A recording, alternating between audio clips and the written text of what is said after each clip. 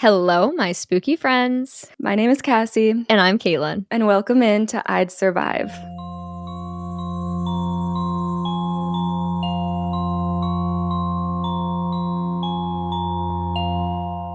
Horror in the past week, I'll be honest with you, right from the get-go, I don't think I've done anything, unless I have, which I don't think I have. I've been busy with this girl named Taylor Swift. She's been taking up a lot of my time. You could say the horror of this past week has been the internet. Well, that's 100% accurate, and everybody knows that. Happy spooky season, everyone. Oh, man. No, yeah, I didn't watch any new horror movies this week either, but I did play the game Mouthwashing last night, which is a staple, like more... Actually, do you know what year it came out? It's newer, right? It's in the past few years. Yeah, because I've seen over like the last 6 months to a year, I've seen it pop up. Like everyone's playing Mouthwashing. It's like this psychological horror. Do it in a couple hours all at once, get through it quick, but also it's a lot. Like a lot is a good way to describe that. So yeah, my thoughts on Mouthwashing. I will say, okay, first of all, I do recommend the game. If you're into like a psychological horror game, if you're okay with non-linear storytelling and a lot of experimental visuals, if that's all up your alley, you'll like this game. When I got to the end of this game, I was like, okay, is that it? Like, it didn't pack the punch during the game that I expected it to by the end. Right. But I will say that after like I talked about the game more with my chat, and I've been getting through, like Gab Smalters also played this game, and I just thought about it more in hindsight. I've like been liking it more and more, but I don't know. So it's like one of those games where you can have fun with it in the moment, and it's like crazy, very classic psychological horror in my opinion, but like nothing more than that. You need the hindsight of it. Like you need to go back and play it again or watch someone else play it in order to really get the impact of what it's doing, which I don't know if that's not your thing. If you just want the impact while you're playing, that's totally valid, and it's like whatever, maybe that's not your thing. But if you like to like think about a game forever and like spend tedious amounts of time being like, oh my god, this is what this means, that's what that means, that's the type of game it is for sure. Right. Yeah, no, I wish I had been able to actually watch your playthrough, because this was a game that I had watched, I think it was Markiplier play this game, and I remember just like tuning it out. I remember getting bored and like not really locking in to the story enough. I think it's just like when there's that much dialogue, sometimes I tune out a little. Like the way that dialogue is presented is very just like clunky and weird, which is not bad and by any means. And I know objectively it's a great game, but I wish I'd had the opportunity to watch it a second time, because I think you're right. I think the deeper meaning of that game, I actually learned a lot of that during that discussion after your playthrough yesterday. And I was like, oh, I'm seeing some things I hadn't picked up on before. It is there is a lot of really interesting, deeper meaning that I won't get into specifically because it's spoilers. But yeah, no, I think it's objectively a great game. I'm glad you finally got to it, because I know that was, one of the ones on your list. And sorry, my brain was like, and other horror games? No, I've just been playing Red Dead Redemption. And in some ways that's a horror game because I accidentally run my horse into things all the time. And that poor horse. I've seen very, very, very little of Caitlin's Red Dead experiences, but I did see that reel that you posted where like you just accidentally beat up your horse or something, and I cackled out loud. I was like, oh no. No, I literally walked up to the horse and I meant to press Y to get on it, but instead I pressed B, which is punch. So I just like clocked this horse in the face. It literally like the fact that you can do that and it like interacts that way. Oh. Yeah, that's where that game shines, is it lets you kind of get into these really bizarre situations that like don't make sense. It's just so funny. But yeah, that's not a horror game, so I won't talk about that anymore. But yeah, I'm hoping to get into some more horror movies coming up. It's just, been busy. Like I want to watch Scream again, just like my annual rewatch of Scream. Might give Halloween a rewatch just because I kind of want to watch some of the other films, and I feel like I want to rewatch the first one. I know it for me as well. It's only the first one that I've really like sat down, watched, paid attention to. I'm sure over the years I've like seen snippets of the others, but I've not really sat down and really watched them. And I kind of want, it gets ridiculous and lore heavy, and I Yes. just want to be in on what the lore is. Right. So There's literally, I looked it up yesterday when I was supposed to be working because I get sidetracked very easily. There is 13 movies. that's crazy. None of those are remakes. They're all like So I separate think things.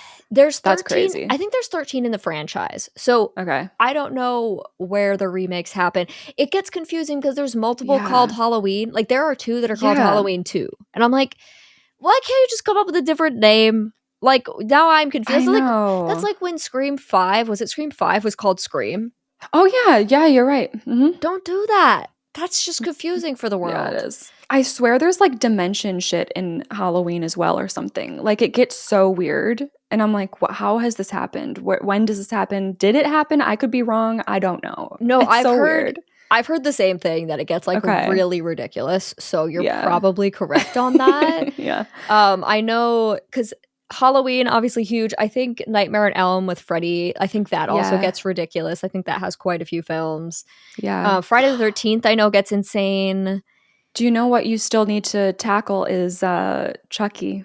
Chucky, Play. dude, that's on my list. See, this is my problem. I want to watch all of the movies, and I just don't have all the time. I know. There's so many movies. We were so excited to, like, when we started this podcast. It's like, oh my god, we're gonna have the opportunity to watch so many more movies because of this podcast, and it's like we're still just barely scratching the surface. There's too much. There's far too much out there, and I want to watch everything. And like, especially because I rent these movies on YouTube most of the time, and all the films will pop up on the side, and I'm like, that looks fun. That looks fun.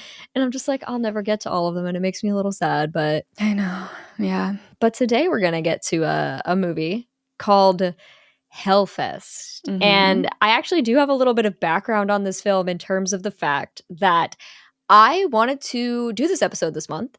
But then we actually recorded the Haunt episode.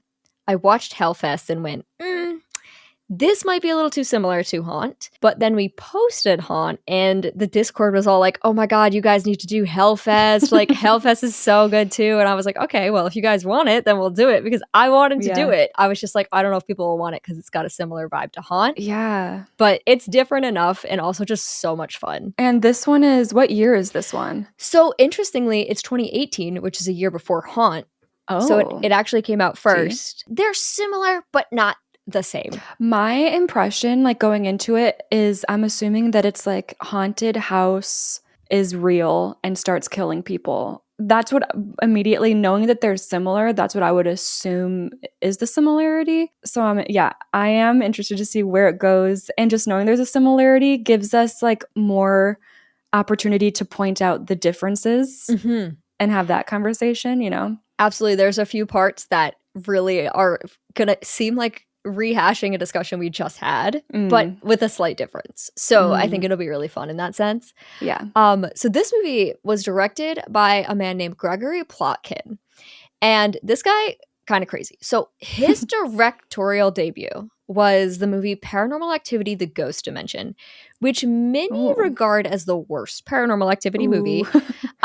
I personally love it. It is so ridiculous. But like, if you know me, you know I love that franchise. No matter how stupid it gets, I love the stupid ghosty shit on security cameras. Like, that gets me so good. So I was like, oh my god, love that. But then this dude has various credits on other films that are in like associate directing, editing, sometimes just special things. But let me read you this list, and this is not the full list, but this is a list of some of the films he's got credits on.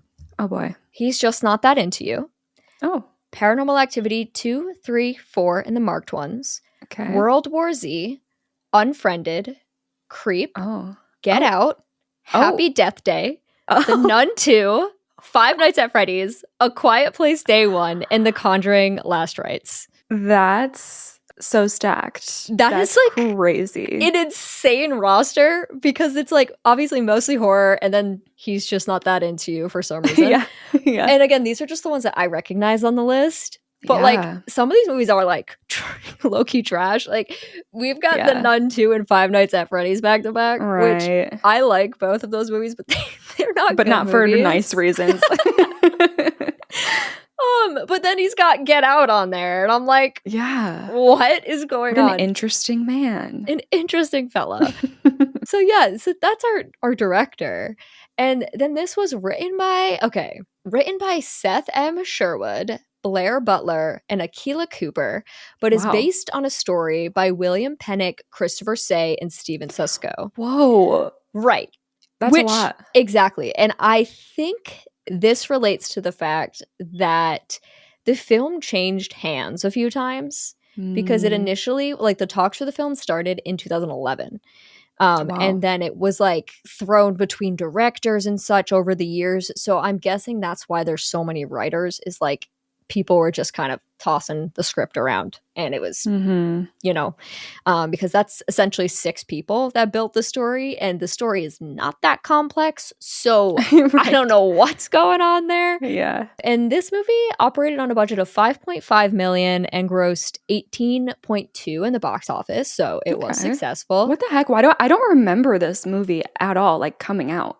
No, me neither. This is like one that I only found because I was looking for horror movies set on Halloween. And I will say there's like a lot of people who really love this film, and like it, in terms of its ratings, it like falls smack dab in the middle, like 2.5 on Letterboxd, 50% on Rotten Tomatoes. It's like smack dab in the middle. And I would say the one thing that like I find weird about this film is like it does seem like a super low budget film in a lot of ways. And I think it's because they just didn't put enough focus into their cinematography and lighting.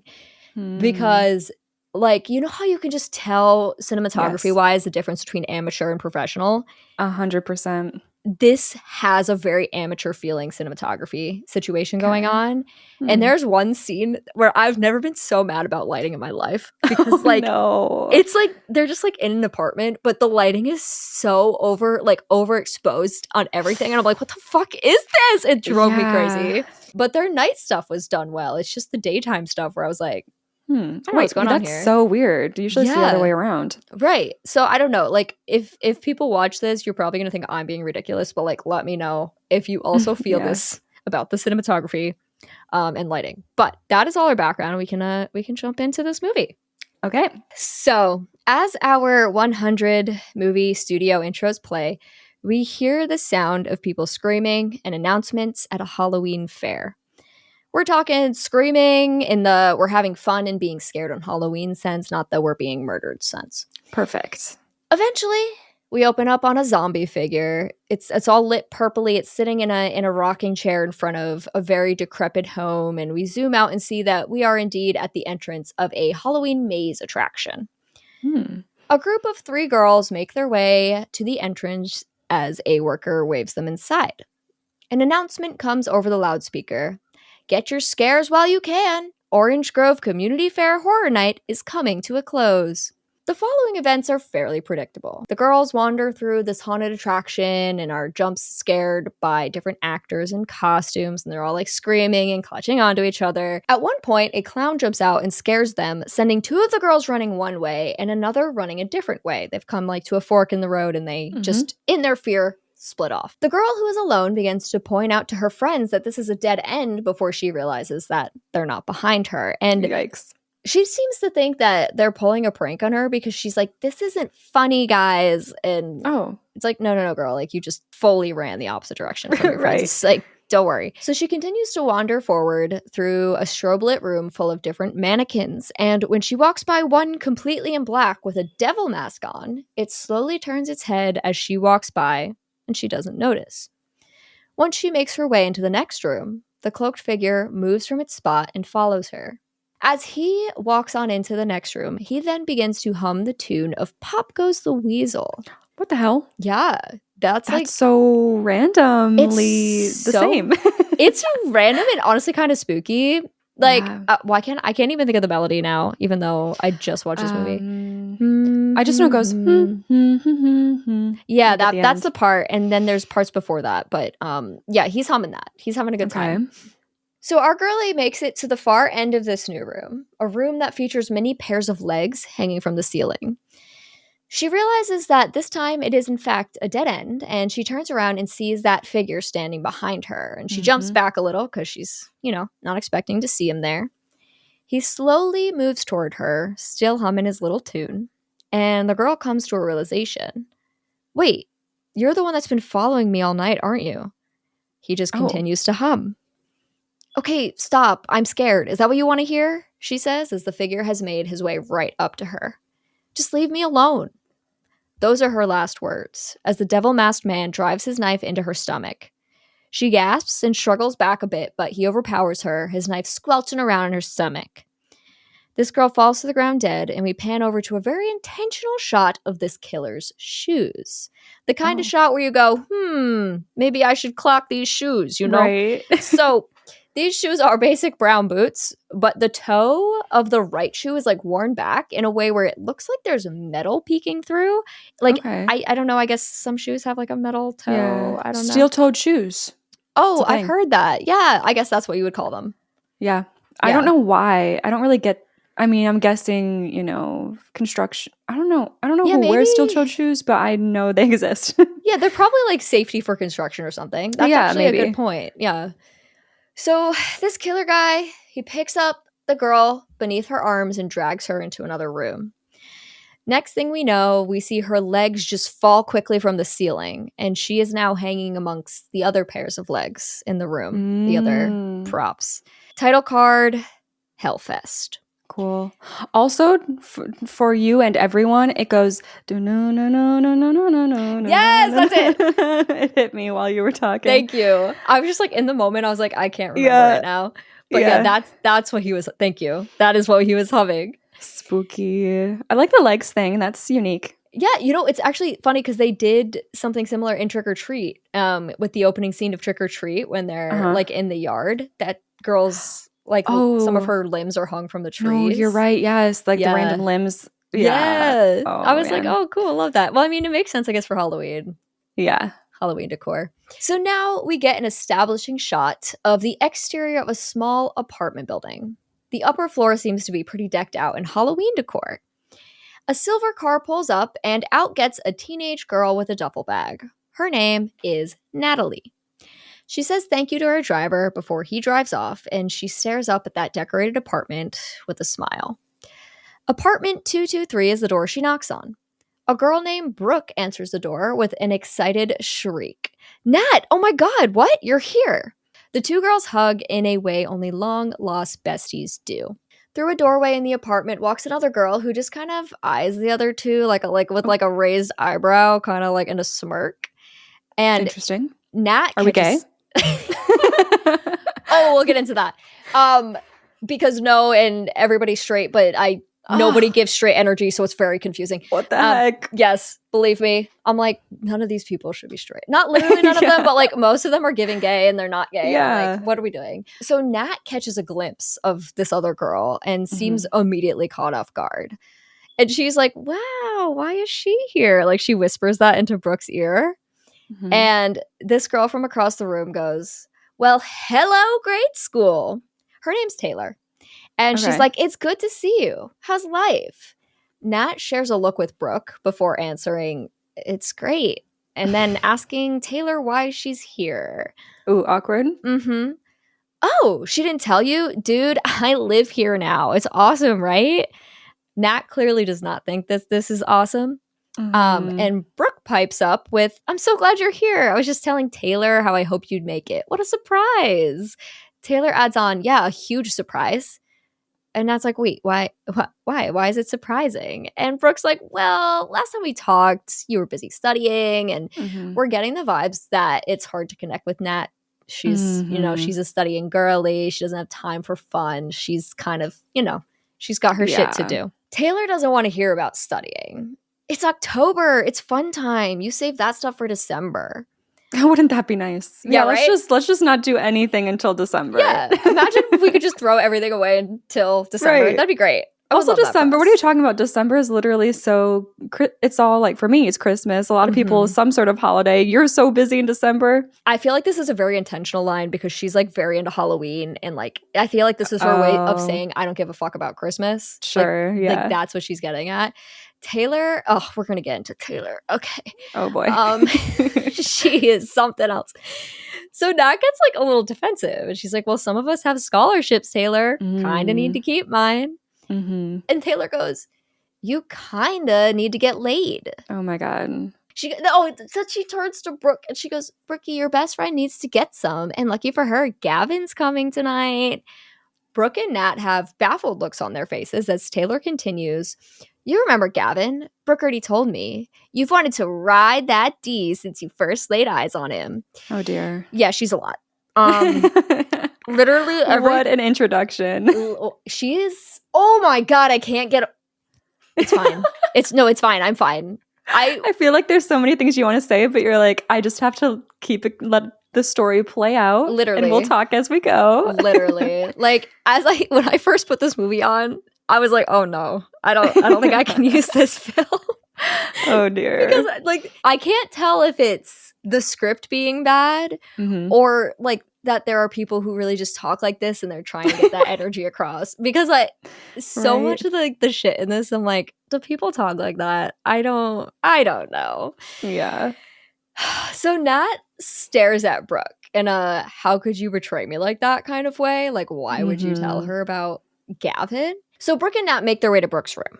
And as soon as they're out of Taylor's earshot, Nat is like, her? Of all people. God, she's never liked me. I don't know why you'd tell her about Gavin. And Brooke says, hey, you can't stay mad, while holding up a necklace around her neck. Nat holds up her identical necklace and agrees. Can't stay mad. So they've got these like matching bestie charms. And I guess, I don't know, that's their way of being like, this is our promise. See, look at our necklace. Okay, we're not gonna tell stay mad. Everyone about your shit, and you can't be mad at me. Yeah, no, but I get the sentiment. They're friends. Yeah. They're like besties. Like they go way back.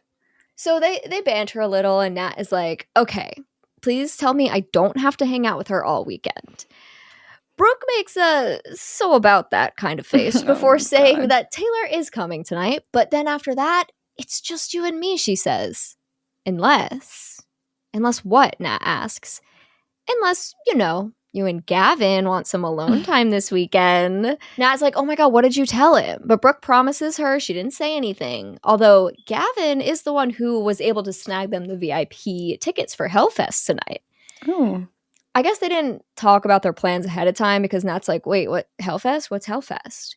Dude, it's so fucking dope. Okay, it's a traveling horror night. People totally lose their shit in there. It's really fun. This should be more of a thing. Exactly. Yeah, I'm like hype about it too. This would be so fun. Like we have so many traveling like to summer fairs, classic. Right. Why is there not more traveling horror fairs? That sounds amazing. I know. I'm like, okay, like this sounds awesome to me.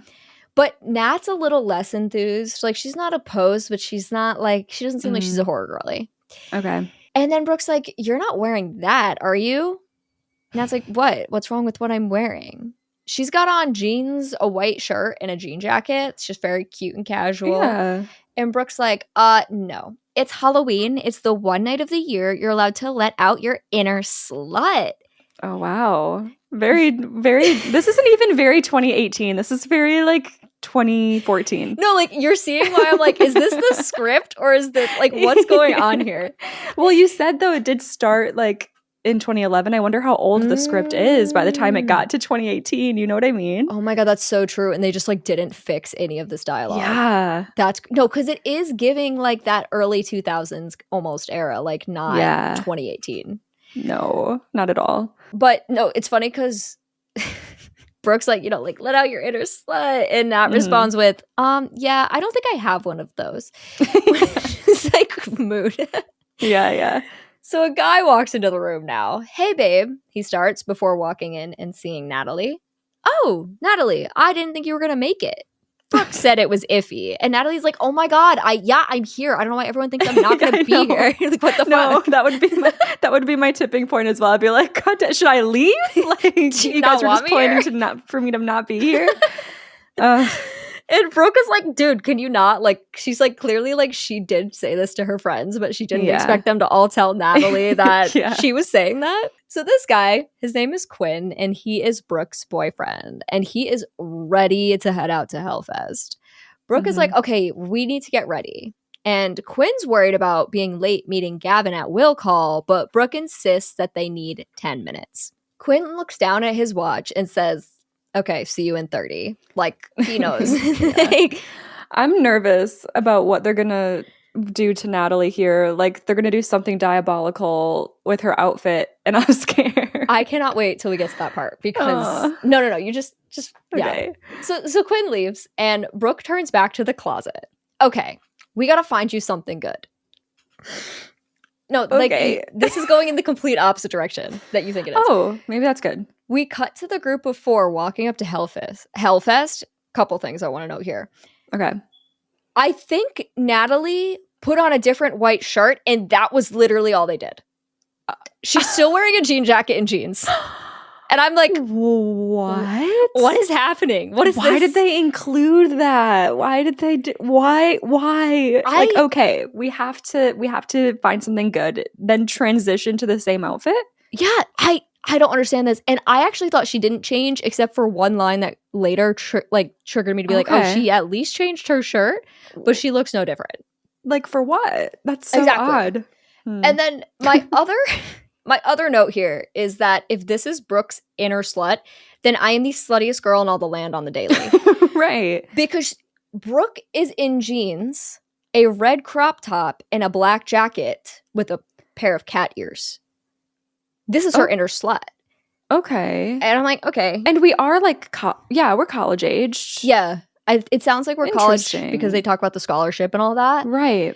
So I'm like, there's a disconnect here, but it's weird. It's like, not that I want them to be in like crazy outfits, but like that's what you've been talking about this whole time. So I'm expecting obviously something, but I was so excited to see the costumes. Yeah. And then the only resemblance of a costume that we get is Brooke in cat ears. And I was like, damn it, where's the Halloween? Aren't you guys excited? Whatever. Right. Judging Natalie over here. Yeah. And you throw on cat ears. Okay, really. Okay. You know what? It's, we're poor in college, right? That's maybe fair. This is the most they can do. We can't afford that. Yeah. So Taylor, Quinn, and Brooke are all very hype, but Nat, like, she still seems kind of iffy about the whole thing. So Quinn assures her, though, don't worry, I'll protect you from being murdered. Oh, thanks. Didn't realize that was a possibility. Nat responds to him in a very sarcastic tone. Taylor cuts in immediately. She's like, whoa, don't be so flippant. It happens, like in Orange Grove. So Quinn is like, oh yeah, that was so fucked up. Oh my God. Okay, yeah, so they know. I was like waiting. I thought that woman's legs was just going to be there and no one knew. But oh my God, they know and they're still coming here? That's crazy. Well, okay, so I thought it was like, well, let me say this next thing and then I'll come back. Okay. So the other 2 girls, Brooke and Natalie, are like, wait, what are you talking about? So Quinn and Taylor explain that a couple years ago, a girl got completely gutted in a haunted house. Her body was left in the park for 3 days, and they only discovered her when she started to smell because everyone thought she was one of the props. Damn. So this is an event from a couple years ago in a different location. Sure, but same company. I don't know. It's not really established. Okay. But like then again, I won't judge them. How many traveling horror things are there? True, out there? right. So I don't know. So yes, it is pretty clear that this is a description of the opening scene of the film. Man, what can I say? Some people are just evil, Taylor says. I mean, they're monsters. To them, every single day is Halloween. And they dress up so that we don't know. Know what? Asks Nat. That they walk among us, she responds, wiggling her fingers at Nat while imitating spooky music, like being over the top. Brooke's like, okay, guys, like, they're just messing with you, Nat. Don't worry about it. And she pulls her away. It's time to head through security. And they all follow the instructed procedures, phones and keys in the bucket, walk through the detector. And then there's like a guy with like a detector wand on the other side. Sweet. We're all good. We're in the park. Okay. First of all, I will say I am going to be comparing a little bit to Haunt. Please do. Please do. I'm feeling a lot better here, you know? Like, obviously, the Haunt situation, they're like, sign this waiver, hand over all electronics. Yes, like, right? Good luck in there. And this feels normal, you know? Right. This is like an actual established thing, whereas they just, in Haunt, they walk into like an abandoned building. Yeah. So in the middle of nowhere because a sign lit up randomly as they drove past. Literally. Yeah. So this is more like we're going to a carnival and it's a horror theme. This is pretty damn legit for a traveling carnival. There's like this cool eyeball prop extending from a bush that's like looking around at everybody. And then there's a Ooh. massive sign over the entrance that resembles the mouth of a devil. And it says Hellfest on it. It's very cool. Cool. And I want to give you a side note that this was shot at Six Flags in Georgia. I found this out after, and I was not surprised because walking into this traveling carnival, everything looks wildly permanent. And I was like, this is weird. This does not look like a traveling carnival. Like everything is like built in, like huge buildings. I'm like, this is weird. But that makes sense. Have you been to a Six Flags? I have. I've been to there's Six Flags New England is in Massachusetts. Okay. And I've been there a couple times. Are you like a roller coaster girly? I used to be. I think I'm getting too old. I think like they make me more nauseous than anything now, unfortunately. Yeah. But when I was younger, I loved roller coasters. Aww. And I will say too, like anybody who is really into set design and stuff, there are comparison pictures on the internet of like the Six Flags in this movie compared to like what it actually looks like. Ooh. And I recommend looking them up because it's very cool to see. That would be cool to see. The comparisons. Like I freaking love set design, and then you like make it horror, and I'm like, oh my god. Like I'm gonna geek out so bad. A big, large, scary voice comes over the speakers. Welcome to Hellfest. Beyond these gates, your inner fears will come true. And if this were Cassie walking in right now, they would be absolutely correct. Because we know about Cassie's fears from Haunt. Yes, and they're about to come true all over again. I know. I knew they would. See, this is why I don't. The thing is, it's different. I might go to something like this. Like, I know I was preaching in Haunt that I would not walk in there because it's like sketch and because it has one Yelp review. Yeah. And because it's just so random and they're making us sign waivers and like, there's so many sketchy red flags there. Yes. But even though I don't like haunted houses, like, because the whole purpose of a haunted house, right, is to be jump scared the whole time. Yes. And I'm like, I don't know. I'm like a scaredy cat. I'm too scared for that. But with like a like Hellfest, like being like a carnival vibe, but like spooky. I don't know. I'll see what the vibes are, but I would probably go to something like that as long as there aren't like actors trying to jump you outside of the attractions themselves. Because then I can pick and choose like which rides, which attractions I want to go into, you know? So you wouldn't go, is what I'm hearing. Okay.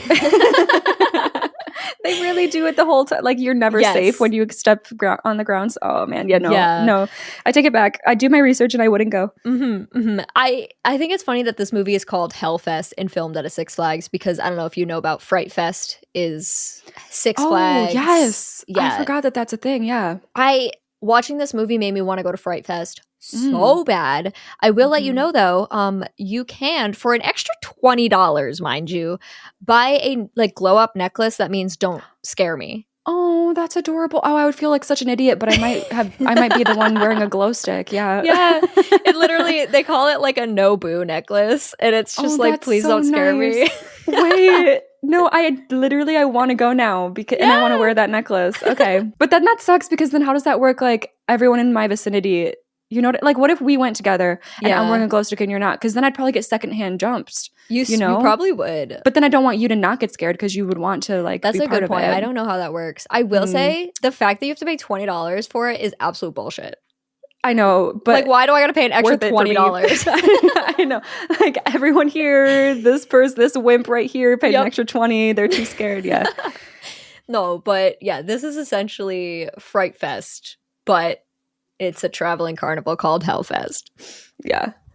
So the group makes their way in and over to Will Call, where Gavin and Asher are waiting. Asher is Taylor's boyfriend. Oh, okay. And Asher looks to Gavin and is like, oh, is that her? And Gavin confirms that, yeah, that's Natalie. And Asher goes, you might actually have to pretend you have game tonight. And then he runs over to Taylor.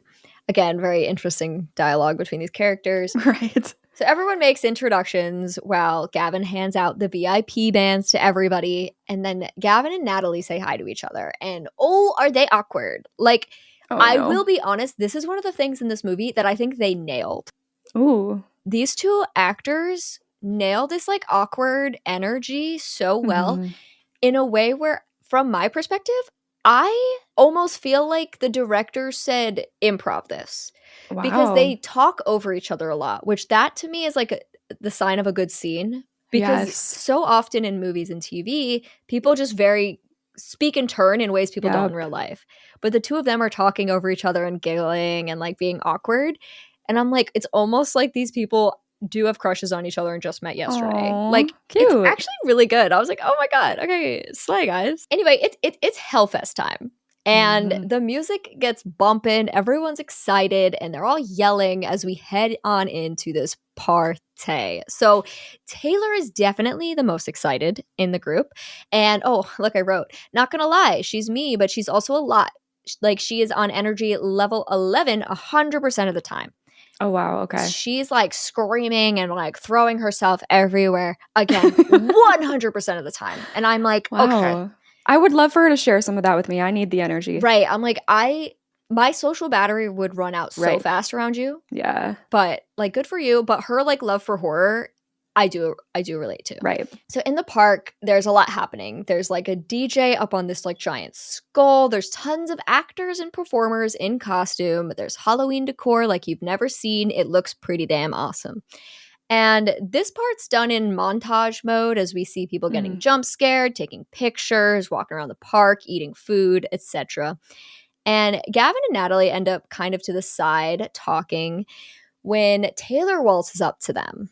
And this is what Taylor says. Oh, okay. So, just so you guys know, fear is an aphrodisiac. It stimulates something in those lizard brains, and it reminds you that life is short and an organism's only true purpose is to reproduce. And Gavin and Nat are like, wow, yep, thank you. Do you just want us to have sex right here, right now? Like, right now? Like, is that what you want? And then she Yeah. like says that and just walks away. Okay, bye. I'm like, okay, great. And it's clear that everyone knows that Natalie and Gavin like each other, and everyone's being over the top obvious and I weird hate about that. it. I Yes. hate that so much. Yes, like the whole film, they're going to be doing this shit. And when Taylor walks away, Gavin even leans over and is like, I'm starting to get the feeling our friends think something's going to happen between us. And Natalie's like, oh, really? I didn't notice. And they get to chatting about the last time they saw each other and whatnot when an actor comes up and scares them. And Natalie jumps right into Gavin's arms and buries her head in his chest. And like they laugh. It's kind of cute and like whatever. Yeah. And as they're giggling together, the rest of the group comes running up. And like again, energy level 11, and they're like, "Time for shots! Like, let's go, shots! Woo!" Okay. And we're like, "Whoa, whoa, whoa!" Okay, so back at the security gate now, there's a man wearing a black hoodie who is slowly meandering toward the metal detectors. All of our time with this man is spent from behind his head, so we can't see his face. He heads through the metal detectors and passes, but on the other side, he's still met by one of those wand detector dudes, and the guard waves it around, and we pan down to the shoes. And yep, it's those shoes from the beginning of the film. And the detector goes off on that toe of the boot, but like it's fine, I guess. No, this movie is gonna fuck me up even more now because I didn't even. My fear is that the workers are going to have a vendetta, like a ulterior motive. But literally anyone can walk in there looking like anything. Yep. And hijack what is going on at this legit establishment. Well, exactly. And then wait, I think never mind. We're not going to get to that right now. Never mind. Just kidding. We'll get to more on that in a little bit though. Spooky. So we're going to go back to our main group, and they are at what seems to be a bar of sorts within the park. They're taking their shots, right? And I'm not going to lie, I love this. They are taking shots out of syringes. I've seen that before. I love stuff like that. I have never seen that, but like obviously like it's got to be a Halloween thing because it's like a play on words and it's cool and it's like yes, like, the syringes. And I've also seen like the alcoholic like blood bags. You know? Oh my god, I don't think I've ever seen that. That sounds awesome. Yeah, like a little vodka cranberry in a blood bag. Amazing. I want to go to a Halloween party so bad right now. Oh my god. No, this sounds so fun. Yeah. So Quinn is going to lay out the plans for the night because he wants to hit everything. Luckily, they're VIP, so lines aren't going to be an issue, which is an absolute W, and I have to agree with that. Like, being able to cut the lines, amazing in this situation.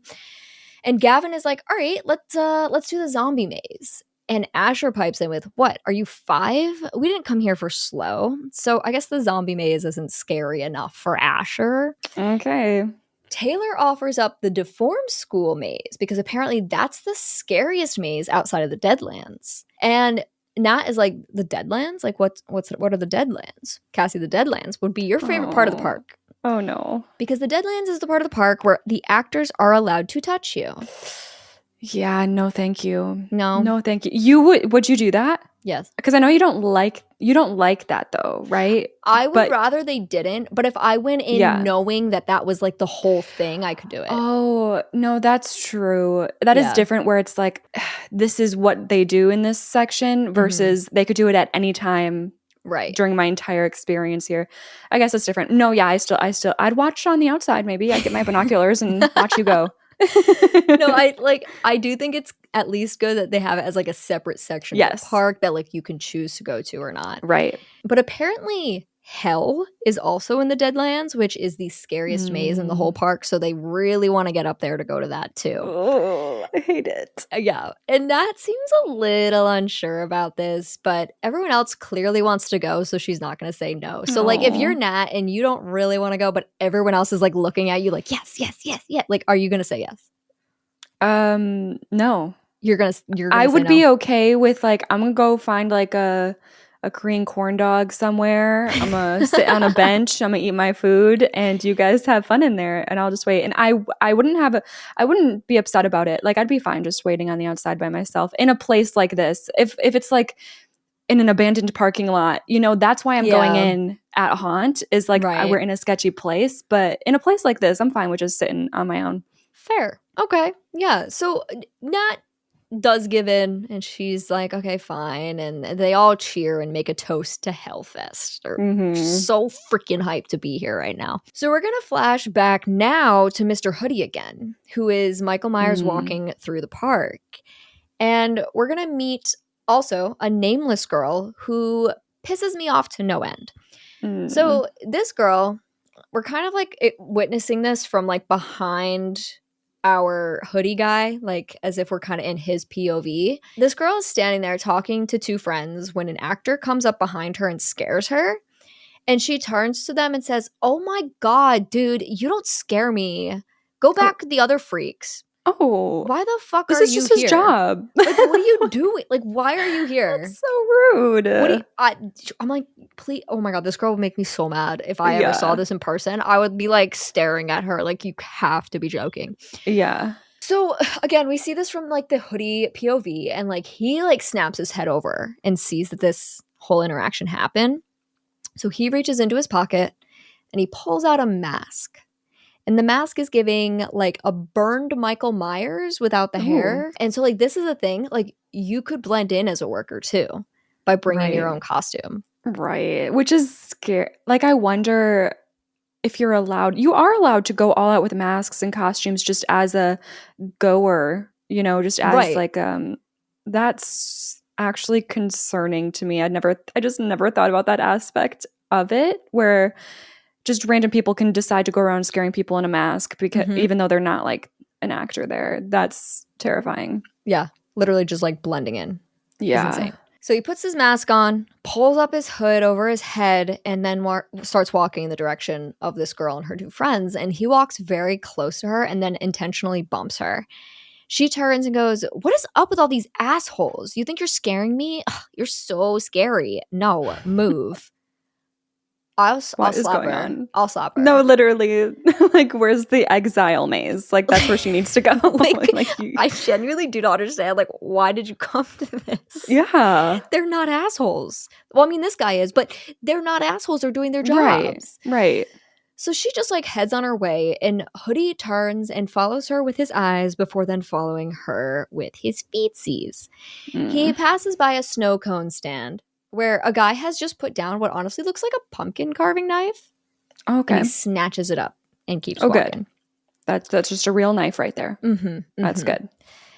So back to the main group. Brooke and Natalie are gripping onto each other while walking down a foggy, dark path as different characters jump out and scare them. And they are very reactionary. And they run over to the boys screaming as a clown chases them. And the clown like throws confetti at them, like confetti streamers. It's kind of fun. That's cute. And Quinn and Gavin, they're laughing. They're taking pictures. And Gavin's like, you know, the more scared you are, the more they're going to come after you, right? Like you gotta chill out a little. Just then, a demon clown jumps out, scaring both of them. Gavin more so. And Natalie's like, yeah, right. Just play it cool, right? Yeah, huh?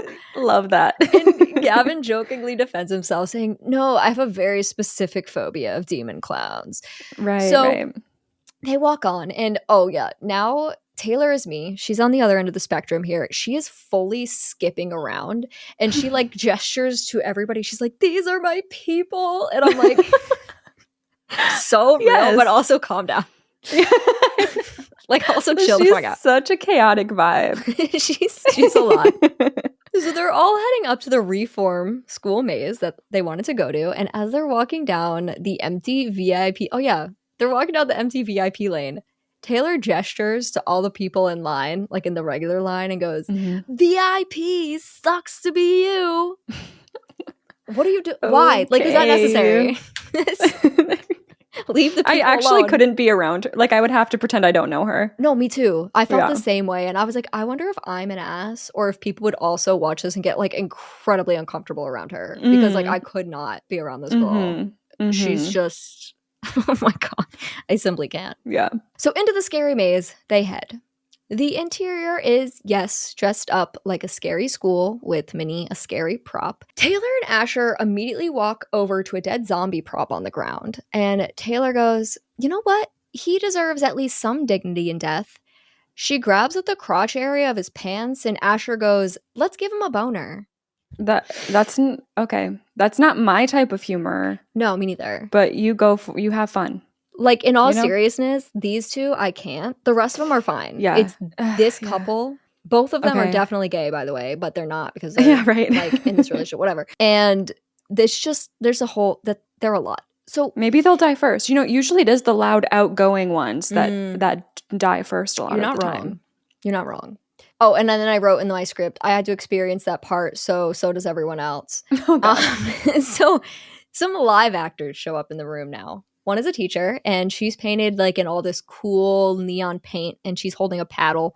And Quinn looks at her while standing next to Brooke, his girlfriend, and he bites his lip and goes, "She can't keep me after class." So Brooke obviously like elbows him in the stomach. Like, what the fuck? Like, again, is this the script or do people act like this? You know what I mean? Have we managed to avoid this type of person all our life, and can we keep it that way? Please keep them away from me. And then Quinn turns around and is like, "Hey, Gavin, this lady has a paddle. Heard you have a paddle fetish, don't you?" And What? Gavin's like, "No." And he's all uncomfortable because he's with Natalie, and he's like, "No, don't listen to them." Like, see, I don't like those type of like, you're embarrassing them. Like, you know that they aren't that type of, like, they're not gonna be able to roll with jokes like that. Like, they're little awkward introvert people. Like, don't bother them. Yeah, exactly. Natalie and Gavin are just kind of like the cute, quiet ones for the most part, while everyone else is being a lot. Like, I think the way that it, like, I've realized, like, Taylor and Asher are like the most extreme loud, obnoxious. You've got Gavin and Natalie, chill and calm, and then Brooke and Quinn and Ride right in the middle. I'm probably most like them. They're having a good time, but they're not being annoying about it. Sure. So now, oh my god. Okay, sorry. Oh no. So now the gym teacher actor comes out. He's all buff and he's like bursting out of his tight clothes. Okay. Taylor. What does she say? She walks up to him and goes, "I don't think everyone here is completely dead. I mean, part of this guy is very much alive." And she winks at him. And Natalie goes, "Are you sexually harassing a zombie right now? Because I feel like that's just a lot." And I think that's exactly how you feel. And Taylor responds with, "Look, all I know is I definitely know how to make the dead rise." Asher grabs her and says, "You know how to make everything rise." Oh. Real talk. I don't know. I saw recently, I think it might have been a TikTok about how it's like a serious problem at Horror Fest. I don't know if I was talking about like Not Scary Farm or what they were talking about, where a lot of people are like romanticizing specifically these the men, like horror actors. Oh. And that, like, one of them ended up quitting because people were just like relentlessly making sexual comments toward him and like trying to flirt with him the whole time. And so seriously, don't do that, you guys. Yeah, that's like, so weird. That is weird. These are still people. Like, there's still very much people under there. Don't be weird about it, please. Yeah. Please If don't they ruin give this. you an energy, you can play off of it, but don't start anything with them. They're just doing their job. Exactly. Don't initiate it. Yeah. So we're gonna keep making our way through the maze now. And Brooke gets scared by a nun. Gavin and Nat discuss how to tell which figures are real people when they're Mhm. still, and apparently that's the hands. If you look at the hands, if they at all move. I mean, Okay. it's actually a good tip, I think. Yeah. So we head into another montage moment as everyone's running, literally like running through the maze, jumping on like their friends' backs, getting scared, having a good time, Yeah. being crazy. I'm like out of breath. I know. I'm trying. So me. So the guys end up running off, leaving the three girls to themselves. And Natalie's like, no, guys, look, I got to figure it out. And she starts pointing out all the jump scares before they happen. And like, she Oh. really thinks she's a genius, but she's like Oh. basically just pointing out like simple doorways and being like, see, this doorway connects here and they can jump out over here. And Taylor's like, you're kind Okay. of ruining this for me. Yeah. Like, Like, I'm trying to enjoy it. so they head into another schoolroom, and Natalie points out a door that she's sure another actor is going to emerge out of any second. She counts down 3, 2, 1, and points to the door, but from a different door in the room, a girl runs through. Help me! He's following me, she screams. Oh. Brooke's like, oh, your timing was a little off. And location, Taylor says. We get a better look now at this girl on the ground asking for help, and it's that bitchy, annoying girl from before. The one that was all Oh. like, you guys, what are you guys doing? Like, don't touch me. Yeah. Oh my God, he's coming, she screams before hiding in a cubby on the other side of the room. The three girls kind of laugh to themselves and begin to head out of the room when Mr. Hoodie Man walks out from the doorway where the other girl came from. Yep. The three girls kind of make some comments to him like, oh, hey, like, what's up, dude? Like, they're just kind of being really chill and casual about it. And he walks slowly over to them and just stares at them. Natalie decides to say, yeah, you're not scary, dude. Which, why is this what people are saying? Right. Like, I want them to feel scary. Like, I want them to know they're doing a good job. I want to be like, ooh, like, I'm not going to say Right. that shit to them. That's Like, so mean. that's like mean and weird. And like, just why is that the direction you're deciding to go? I don't Right. know. Like, you're here to be scared. Like, Yes. open yourself up to that. Exactly. So at this comment, he like takes an aggressive step toward her. So it seems like he might be triggered by that because like that's what the other girl said to him. Now Natalie has said that to him. Okay. And I think that upsets him. Natalie just laughs and says, whatever, get back on script. Your girl's over there, pointing to the cubby that girl's been hiding in. Uh-huh. Without a word, Hoodie walks over there and pulls the screaming girl out of the cubby. She's begging for her life as Hoodie grabs her and kneels on the ground, holding her and facing the other girls. Brooke and Taylor are like, yeah, I'm good. Let's go. And so Brooke and Taylor leave because they're like kind of over this scene. Yeah. But Natalie just stays there staring at this dude. So he's like kneeling on the ground, holding this girl, staring at Natalie, and he brings his knife out. And he holds it over the girl's body as she writhes in his grasp. Okay, just do it, Natalie says with a laugh. Well, he does. Uh-huh. He stabs the knife directly into the girl's torso, and she pretty immediately goes limp. The hoodie man gets up and stares Natalie down, and at this point, Natalie actually does seem a little concerned. So she quickly leaves the room and heads outside to meet back up with her friends. When she meets back up with Taylor and Brooke, they're like, girl, what took you so long?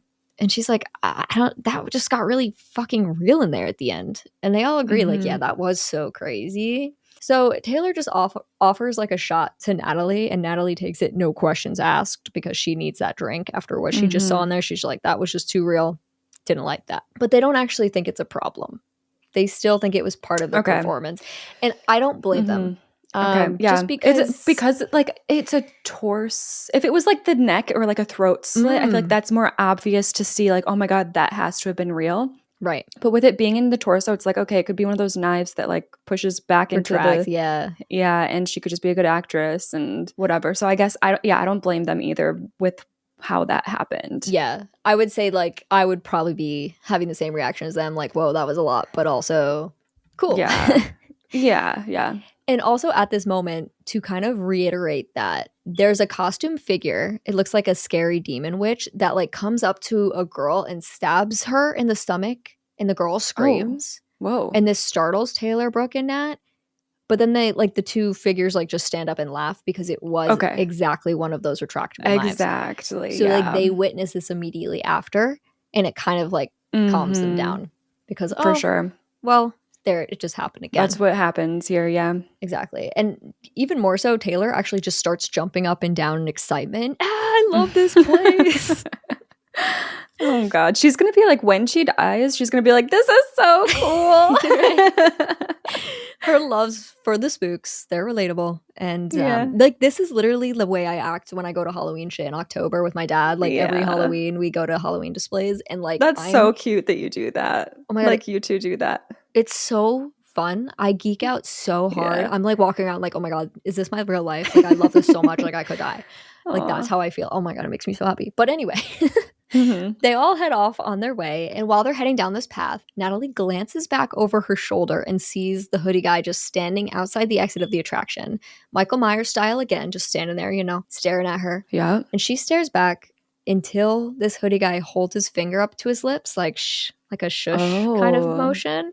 Yeah. And Taylor actually turns around and sees this happening, and she leans into Natalie and says, looks like you made a friend. And Nat seems genuinely freaked out, but they all still like are like not gonna be crazy about it. Do you know how insane I am? This is what I would do. If I was Natalie, what I would be thinking is there's still a small chance that that was real.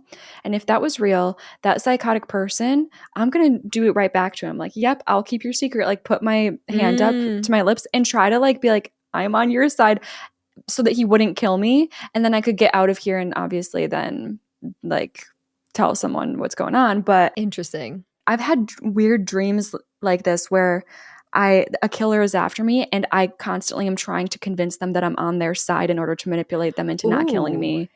It's so weird. So that's immediately what I would do here. That's like crazy that you have dreams like that. Like I feel like watching Criminal Minds makes me feel that way. Like I think about that a lot where I'm like, because different killers sometimes like feeding into their delusions is what gets you killed, but sometimes feeding into the delusion is what keeps you alive. And like it's determining which type of killer it is. Yeah. And so like, this would be like a 50-50 chance to go along with it. Right, exactly. And this is actually our first score check, so. Oh, okay. Okay, so obviously that one girl was dead. You know, I wouldn't be acting the way she was acting, but at the same time, you know, when you're dealing with a killer, they don't always need a reason. If they're killing, they don't need a reason. They're going to kill either way, whether you're being rude or not, like true, whatever. So I will say too, I don't think I'd go inside this part. Right? Because are they in the touching? They are not in the Deadlands yet. Oh, they're not. So I would be in this. This is just like the scariest maze in the main part of the park. In the main. Okay. So then, yeah, I would be in there. I'm going to give myself a 88. Okay. 88. Because, we haven't gotten really started yet. Our whole main group is still alive, but you have to like factor in there's a killer here, and I would be at this park and I could just be unlucky. That's true. I'm curious, and you don't have to. Are you including the girlie at the beginning?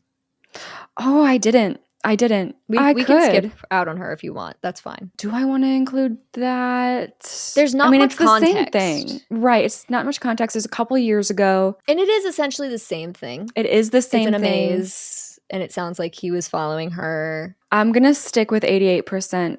Okay. Because of the lack of context in the beginning. But also, it still is down to luck of whether he's going to choose you, you know? Yeah, I put 83, so we're like essentially in the same ballpark. Okay. I could see myself being a little less cautious because I feel like you would be more cautious than me in these scenarios where I would just be running around like an idiot, being like, yeah, I'll go in a dark alley with the costume guy. That sounds fun. So yeah, I think that's checks out. It's about right. So they all head off again to wander around Hellfest, and they actually see what appears to be the same hooded man staring at them from a distance now. And Natalie is immediate like, holy shit, like there he is again. And Taylor and Brooke laugh and give the guy a wave, and Natalie's like, please, like, don't do that. And Taylor's like, girl, he's an actor, he's doing his job, like that, he's following us. I would ask a worker.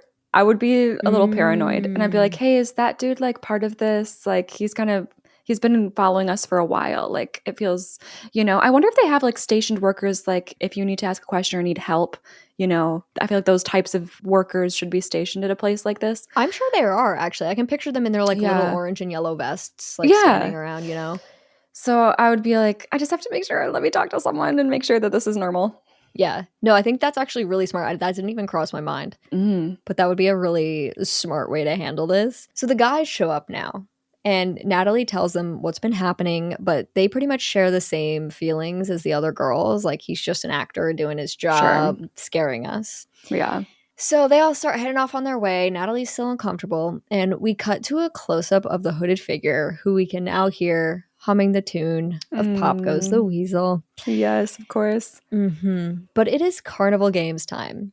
Nat and Gavin break off from the others, and they all play some games. So Quinn and Asher face off playing some sort of game where you have to like shoot little rubber ducks off shelves. And this is, again, very high energy montage kind of vibes at this point of the film. Yeah. Gavin is trying to show off in front of Natalie, but unfortunately for him, he sucks at these games. Oh.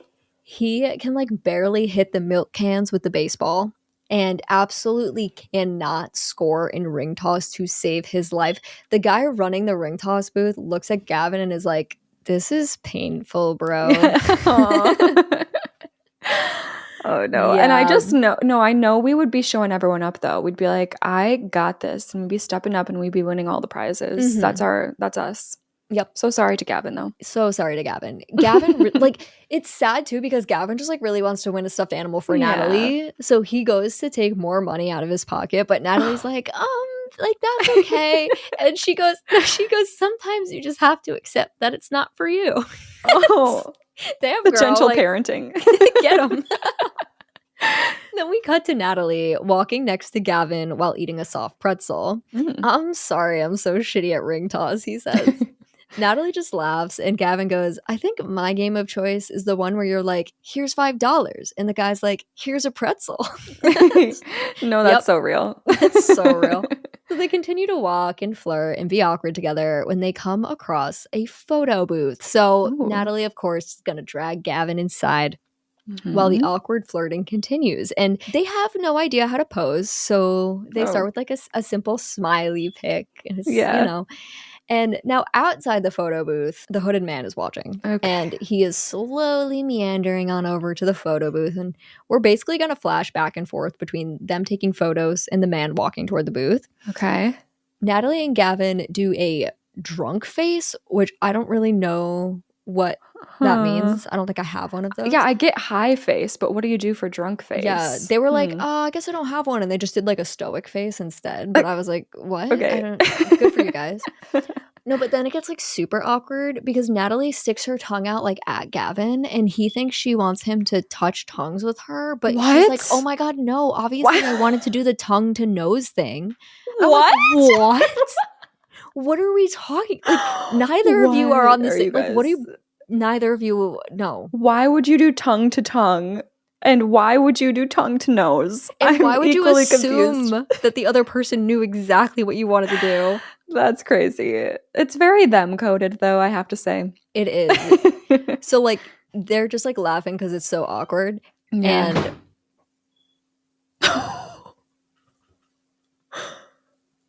what the fuck? Was that my bedroom door? Yeah, that was my bedroom door. It just does that sometimes. Oh, okay. That had to have hit the mic. That was crazy. Oh yeah, I'm sure it did. It has during stream, so I'm sure it did. Oh my gosh. Okay. Anyway, so they're being like all awkward and stuff, obviously. So the photo snaps of them just kind of laughing together. And unsurprisingly, in their giggles, they start leaning toward each other. And yes, the last photo is of them kissing. Okay, like, that's cutesy. My immediate thought when you brought up photo booth. I was like, okay, they're going to kiss. Absolutely. Like, this is what you have to do in a movie or show. Absolutely. So they keep kind of like making out in there. But the masked figure is getting closer and closer until he reaches the curtain of the booth. He's right outside. He reaches out, grabs the photos, and walks away. Oh, what the hell? I'm like, oh, rude. Okay. You just wanted those pictures? Like, whatever. That's weird. I think maybe it's just like he wants them to know someone took them and be a little spooked, you know? That's fair. Unless those are going to come back around in a more disturbing way than that. Well, actually, Brooke was nearby and saw this happen. Oh. I don't know how she knew Nat and Gavin were in there, but she like immediately calls out. So the guy like, yo, what the fuck? Hey. And she like starts to go after him. And then Natalie and Gavin hear her. Like they're hearing all this commotion. So they come out of the photo booth. And Brooke looks at them and says, that guy just took your photos. Yeah. And then on her own, she goes off and follows him. Well, the three men and like they all just like or watch her go. Good friends. Yeah. Nobody runs after her. And Brooke runs into a very dark, secluded area of the park. And she just starts like speaking to the empty space. Oh, so you're hiding now? You're going to scare me? She's marching around back there very confidently when we begin to hear the tune of Pop Goes the Weasel. Hey, I told you to... The sound of a scraping knife interrupts her. Stop, she finishes, less confident now. The humming continues until it doesn't. Brooke stares into the emptiness before turning around and bumping right into Quinn. He eventually did follow her, I guess. Took him a little too long to do so. Right. A little urgency, please. When did you become such a tough guy, he asks. Listen, I scared him off, Brooke says out of breath. Like, let's go. So the two of them head back to meet up with the others, and Natalie sees Brooke walking back up, and she goes, did you get the photos? What happened? Which I guess is fine from her POV, but if Natalie was actually scared of this dude, why wasn't her first question like, what the fuck, are you okay? Because I guess all she cares about is these photos, whatever. Okay, right. But anyway, they determined that it was in fact the same guy, and no, Brooke did not get the photos. Everyone still thinks it's funny though. Like, look at this guy going for Employee of the Year. Good for him. He's like being a great actor. Sure. Like, blah, blah, blah. But Asher announces that it is Deadlands time. Oh, good. Everyone agrees. Let's head that way, but Gavin tells the rest of the group to go ahead. He wants to take care of something first, and then I'll meet up with them. And they're all like why? Like, what are you talking about? Quinn walks right up to him like, dude, what? And Gavin whispers to him that he wants to go try and win a prize for Natalie. Oh my God. Yeah. This poor guy. He's saying he wants to win a prize. I fear you need to bribe a prize. Like, I fear after the display earlier. Exactly. So Quinn like hears this and he backs off while everyone else is still like, okay, I guess, like whatever, this is weird. And they're just like, okay, meet us at the line. We'll see you later. Okay. As they're walking away, Brooke looks back to Gavin and is like, what if Gavin is in on it?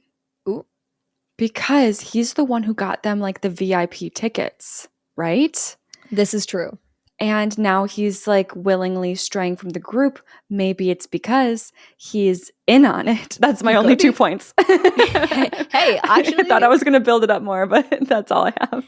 Not a bad theory. Okay. As they're walking away, Brooke looks back to Gavin and is like, just be really fast because, you know, she like really likes you. She thinks you're really hot. And again, it's just the friends doing everything in their power to make these two uncomfortable. Right. But they go their separate ways. So Gavin goes back to the ring toss stand and asks the guy if he can just like have a stuffed animal. He spent like $50 here earlier. Can he just hand him one?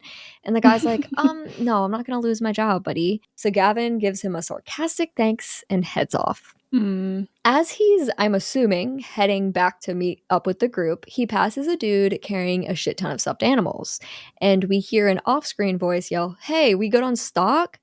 And the stuffed animal carrying man yells back that they got plenty of stuffed animals back in the locker. How convenient that Gavin walked by this interaction, right? Yeah, right.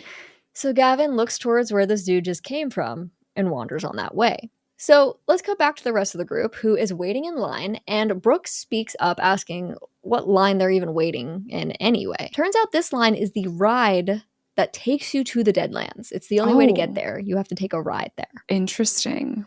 Natalie, here we go too. I'm curious to hear you. I mean, I feel like I know what you're going to say to this. Yeah. Natalie sees Taylor signing a piece of paper and is like, why are we signing a waiver? I'm out. Yep. And Taylor responds with, I mean, they can touch us and liability is a bitch. So Natalie's like, well, that seems extreme, but the rest of the group is doing it. So she's, again, well, the waiver does make sense to me in this case. Like, that's true. Like an attraction where you can be touched, I don't know. I feel like the waiver makes like sense. Like, you just got to do it. Right. But yeah, but not me. Because I won't be going. But not me. I think the only time I've ever signed waivers was when I've done like a lot of like adventure stuff in New Hampshire, whether it was like ropes courses, canoeing, like things like that. I've signed waivers, but doing it for like a horror attraction just like does sound insane. Yeah. It's like it does make sense, but it also does sound wild. Right. The only thing I could see it is for like epilepsy. Like because of like the flashing lights, I'm sure that are like very intense and like different attractions that do this kind of thing. Right. But so if it's just that type of waiver, then I'd be fine. But if it's like a waiver for like just a general waiver because we can touch you and you could get hurt, like no Yeah. thanks. Yeah. And I'm sure that's what it is, honestly. Yeah. So let's check back in with Gavin. He finds his way into the lockers where he has hit the jackpot. All the stuffed animals are here and nobody's around. So he rifles through one of the cabinets while an out of focus, blurry figure walks by behind him. Okay. He decides on the stuffed animal that he wants. It's like a little scarecrow guy of sorts. And he Cute. closes the cabinet door, and classic moment, the good old, our good old hoodie man is standing right behind the door, right there. Okay. And Gavin is obviously startled. And when he realizes who it is, he's like, "You? Again? Seriously? You're following me now?" The guy just continues to stare, as he does. He doesn't speak. He just stares. And Gavin asks if he can actually, get his pictures back now that you're here. And he'd really like to have them. Nothing but stares. So Gavin gives up and goes to walk past the guy. But this dude bumps Gavin intentionally. And Gavin tells him to drop the act. And again goes to leave. But this time the man holds up a giant hammer. Like the ones you use to bang like the gong in the carnival game. Where you like see how strong you are. It's like one of those like big comedic hammers. Okay. Cool, Gavin says as he just walks around. Yes, exactly. And this is when the hooded guy shows that he means business for real this time because he sticks out the hammer and trips Gavin, sending him to the floor. "What the fuck's your problem, man?" he lets out, officially angry now. The hooded figure raises up the hammer and bonks Gavin on the head. And Gavin's reaction is kind of weird, but I'm curious if this is like more of a realistic thing. Like he starts choking. Like as if like it's like just fucked up like his whole system from his neck to his head. Yeah. It's weird because I'm like, I bet this is actually more realistically what would happen as opposed to just getting knocked out. Like there was like, I don't know. Yeah. Maybe. It was weird. So Gavin struggles on the ground trying to crawl away while the hooded man stands over him. He hits him again. Gavin is hanging on for dear life and the music is building and the man raises up that hammer one last time. He brings it down hard on Gavin's head and splat. Blood and brain bits everywhere. R.I.P. Gavin. Now, I was also really upset about this. I was like, oh, not Gavin. Yeah. Like, first of all, I was hoping he and Natalie would either be final girls or that it would be a twist and he would be in on it. I wanted one of those two things. You know what's and then crazy? What? First victim? Ugh. I know. What's crazy is I didn't have the thought at all while watching the movie that Gavin was in on it. But when I was writing the script, I was like, Cassie's going to think he's in on it. And I think it was something about the way I wrote it. Like specifically when I wrote the part where he was like, I'll meet up with you guys. I was like, that sounds so sus in the way that I wrote it. Does. And I was like, I wonder if she's going to say that. That's interesting. That's such an interesting part of the podcast, like how important sometimes like the performance itself can be. Right. Because the fact that you didn't think that at all is probably very telling of what the movie actually accomplishes there. They don't want you to be sus. Okay. Exactly. Two things about his death. One, when the killer makes contact with Gavin's head, we immediately cut to a bell being hit at that carnival game. Oh, yeah. Like the hammer game. So it's kind of a fun little parallel. So cute. It's so adorable. And the death itself, like I went back and watched it frame by frame, and I think the effects go really hard. I honestly can't tell if it's digital or practical. Okay. It is like just like a few frames, but it does look pretty good. Cool. So I love me some fun death effects. So the rest of the group has made it to the front of the line for the ride to the Deadlands, and they are hype. But Natalie's worried about leaving Gavin behind. She wants to wait for him, but they're like, no way, we waited in line. He didn't make it back in time, and he can just meet us over there. I don't blame them. Like, we're not going to just sit around waiting for Gavin. Like, he'll catch back up when he catches up. Natalie's reluctant, but she goes with them. And she does make sure to shoot Gavin a text, though, just to let him know that they're heading over. Taylor and Asher get in the first buggy, Brooke and Quinn in the second, and Natalie alone in the third. And these are buggies like a dark ride, haunted mansion kind of vibe, if you know. Okay, yeah. So, back with Gavin, the killer stands over him as his phone dings with an incoming message. So, the killer reaches into Gavin's pocket, pulls out the phone, and there's a text on the lock screen from Natalie. And you can't really see it from this angle, but you can tell that it's there. And the killer uses Gavin's thumb to unlock the phone via fingerprint, which I feel like is such an interesting trope in horror that started because of technology. Same with like faces. They open up the corpse eyes. Yeah. Exactly. So we cut back to Natalie's phone and we can see the message she had sent him simply said like, "Where are you?" And Gavin now has replied with, "I have a surprise for you," which we know the killer has sent. So she smiles at her phone like, "Oh, how cute." And the ride starts up and off they go. So the two couples immediately start making out because of course they do. But in this dark ride, there are fun spooky displays. Taylor and Asher are eating it up. Brooke is not a fan. And poor Natalie just looks honestly kind of terrified sitting there by herself. So Natalie gets to a point in this ride where suddenly her buggy starts stuttering a bit before coming to a complete stop. Oh. The music also starts to slow down and distort. Natalie looks around uncomfortably because something is off, clearly, and then the lights cut out. "Are you shitting me?" Natalie mumbles in complete darkness. A light beeping sound begins alongside a flashing red light. Natalie looks down the hall from which she just came to see a hooded man silhouetted in the red light. What the hell? She calls out to him, but he doesn't reply because she doesn't she clearly thinks it's a worker because she's like, "Of hello? course, yeah. Hello?" And then an announcement comes over the loudspeaker saying, "We are currently experiencing technical difficulty. Please remain calm while we attempt to fix the ride." So Natalie goes back to talking to the hood figure. "Excuse me, do you know how long this is going to take?" He doesn't respond, obviously. And Natalie just seems kind of annoyed by the whole situation. She pulls up at her lap bar, but it's not budging. So she's just like, ugh, whatever. So it takes her until now to really stare this dude down for real and start to clock what's going on. And then the panic sets in. He's still walking toward her? He kept just kind of every time she would look up, he was standing a little closer. Ew. Okay. Yeah, but I think now he's started walking. He's just kind of slowly been making his way down this hallway. And she's really messing with this lap bar again, and it's not moving. Now, realistically, she could squeeze out, but for the purposes of this, there's no way she could have gotten out of that seat. Sure. So she starts screaming for help, saying that there's somebody in here. And the hooded dude is walking toward her now, and Natalie is still screaming, "Security, security, help me." The hooded figure reaches her, and we cut away to Asher and Taylor, who are now off the ride, but seem to have heard a scream. They turn around to see Brooke and Quinn coming out of the ride. They have concerned looks on their faces and ask if Taylor and Asher just heard that. Taylor's like, "Yeah, sounds like grade school's freaking out."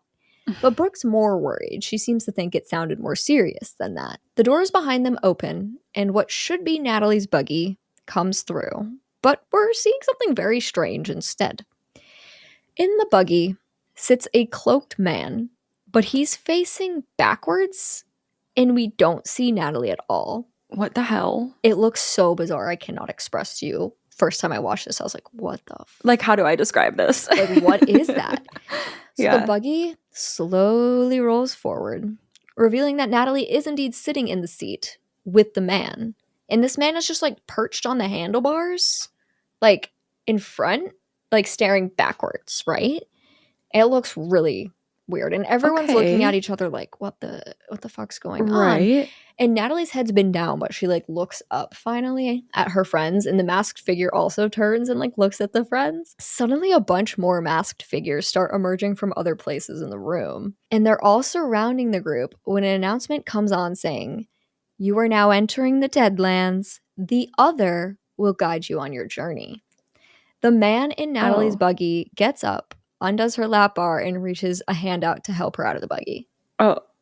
And Quinn speaks up, finally saying, "That's awesome. That's so brilliant." And Natalie is far from amused, but Asher explains to her that it was all part of the experience.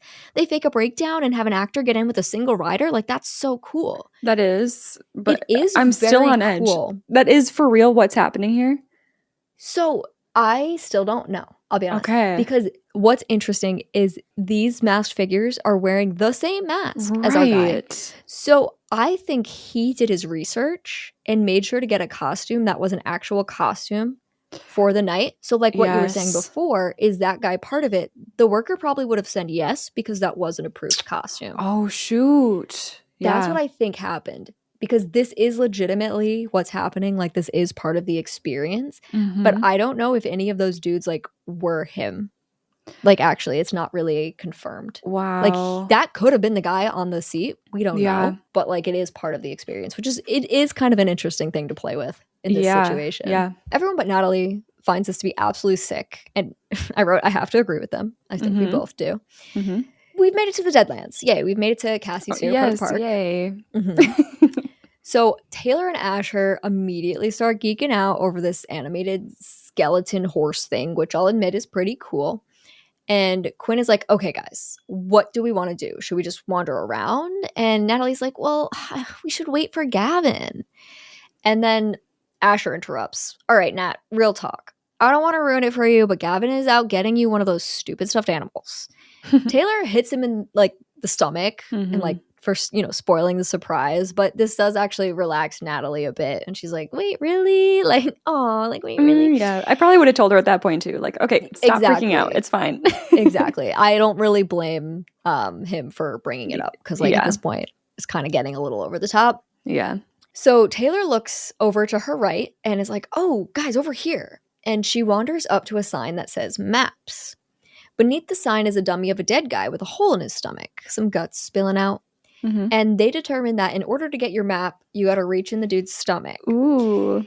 which is kind of crazy and I love it. So Yeah. Quinn, Brooke, and Natalie, they're like, not doing that. But Asher steps up pretty proudly. He's like rolling his sleeves up. Like he's trying to be tough guy. He's freaked out by this, but he's Okay. gonna do it. So Bro, I'd do it. I'd be the first one to. I think that's so cool. See, like I think that is, but like I do have like I don't like those like blindly touching games. Those freak me out a lot. Like there was Yeah. like a blind touch in Haunt that really freaked me out too. Yes. Yeah, because I guess like what if it's like a joke and what if it like there's someone else, I don't know, there's like a hand in there that grabs you. Yeah. Or ew, imagine there's a hand that hands it to Ew. you. It's like, Oh ew, my there's a person God. there, and then you touch it. Okay. Maybe See- now that I'm thinking this through, maybe that wouldn't be so fun. Maybe not.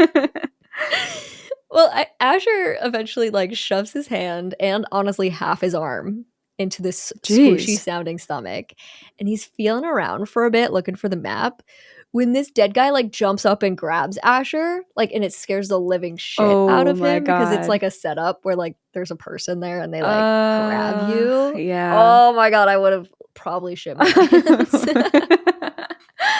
Yeah, I should have seen that come in. Mm-hmm. And everyone laughs at him as he hands the stupid map, as he puts it, over to Quinn. Okay, this part.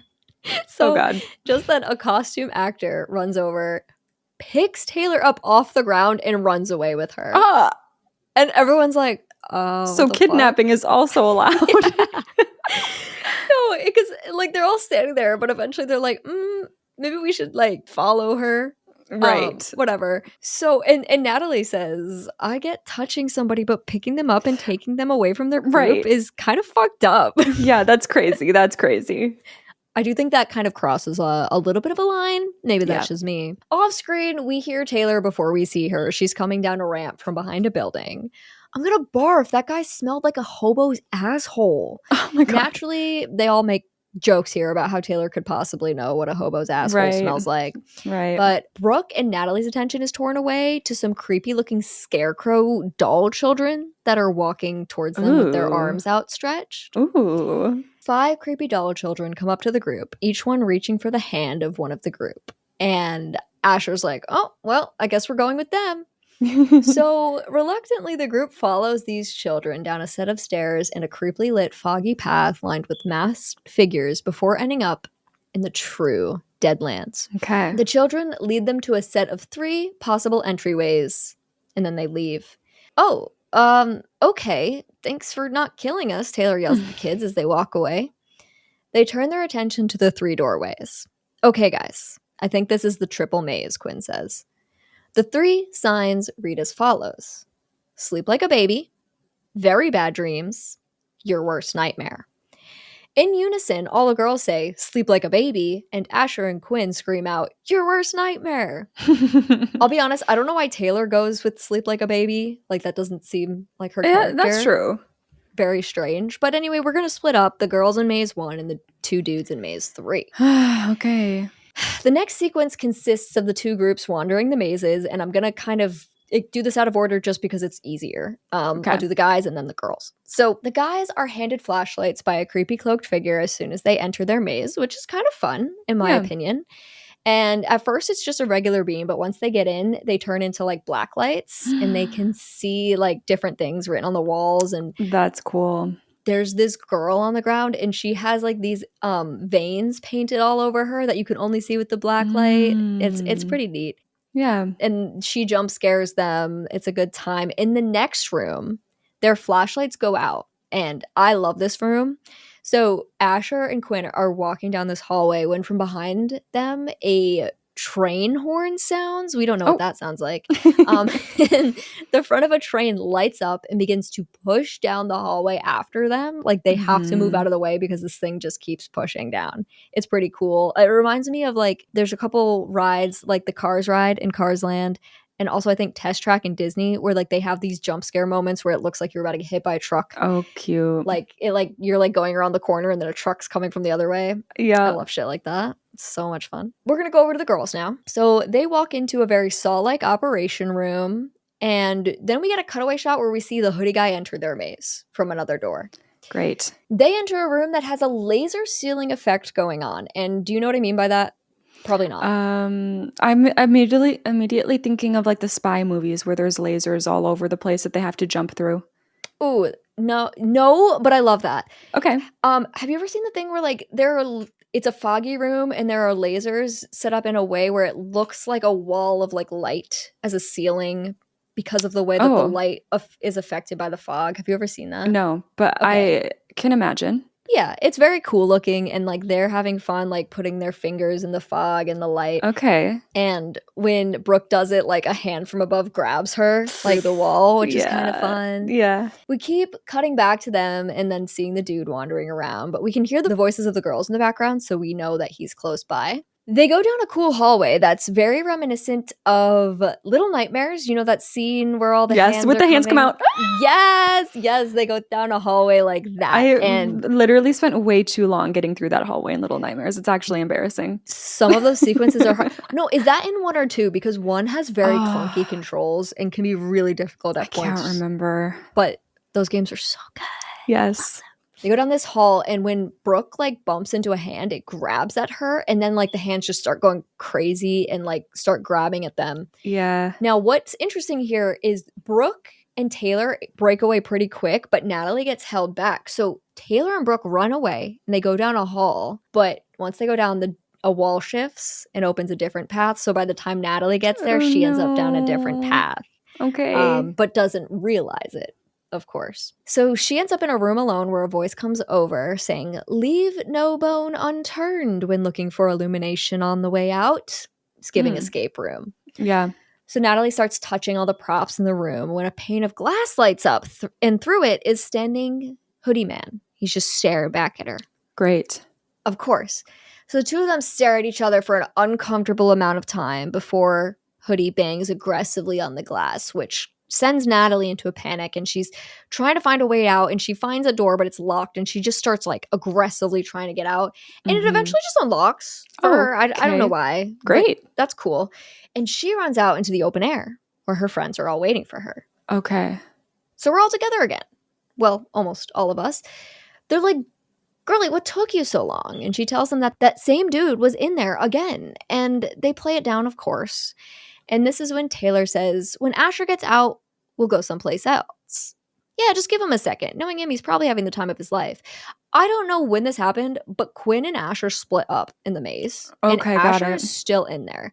I don't know if it happened during the train sequence. I was like, oh, when did they split? I don't know. But we cut back to Asher, who's still in the maze, and he's calling out for Quinn. Oh, no. He seems legitimately scared in this dark room without his buddy.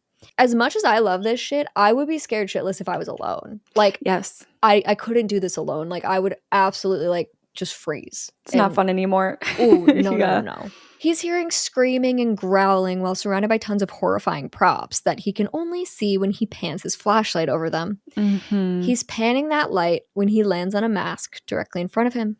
Yes, it is the hoodie mask. It's his time. It's his time. The eyes behind the mask shoot open as Asher gasps but has no time to react. Hoodie tackles and pins him to the ground, and Asher tries to fight back, but this guy's just got to be strong as all hell. Hoodie takes out a syringe and begins to slowly lower it towards Asher's face. And again, Asher's struggling, but it's no use. Hoodie gets that syringe over Asher's right eye. No, I knew it was going to go for an eye. You knew it. You saw it. Oh, no. And we get this crazy close-up as he starts like slowly pushing the syringe into his eyeball, and like blood starts like going everywhere.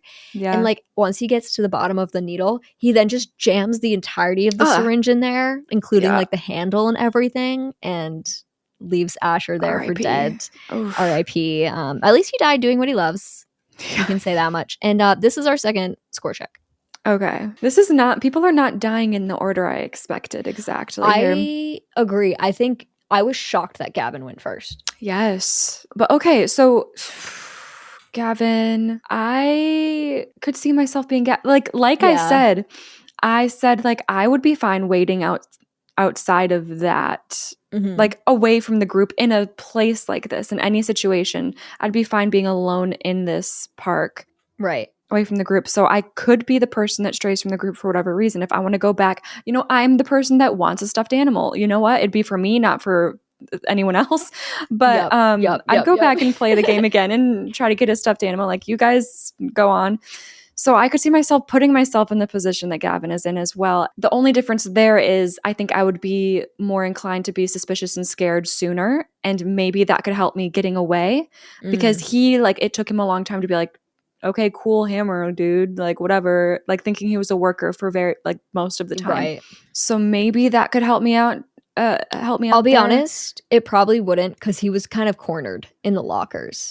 That's like true. He had to get past this guy. Like there's no way to like nowhere to run by the time. Oh, okay. Yeah. And then Asher, we don't know how he ended up alone, but it could have also been like a wall situation where same thing with the girls. I think it was something like that. And again, it's just like, God, yeah. Yeah, it's not looking super great. We're going lower. I'm going to give myself a 47. Oh my God, I did 43. Oh my God, wait, that's so weird. We're like so on it today.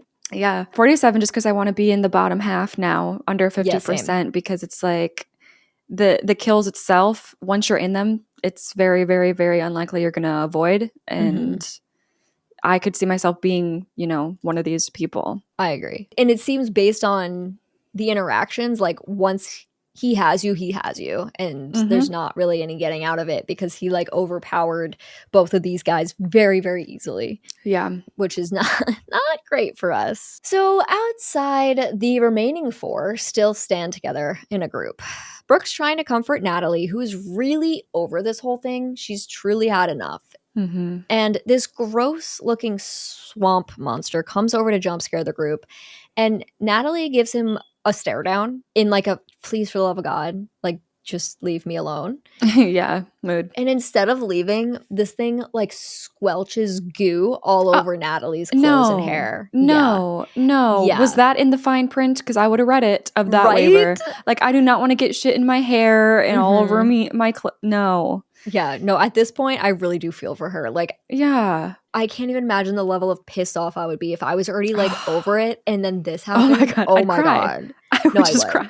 Yeah. I think I would. The three others, it doesn't help because the three others are dying laughing. Oh and my Brooke's God. like, yeah, that was kind of funny. To which Natalie replies, it wasn't. To which Natalie replies, oh, really? It's your shirt, so fuck you. Yeah. And this was my only clue that she changed. Yeah. Because I was like, oh, I didn't think she changed so at weird. all.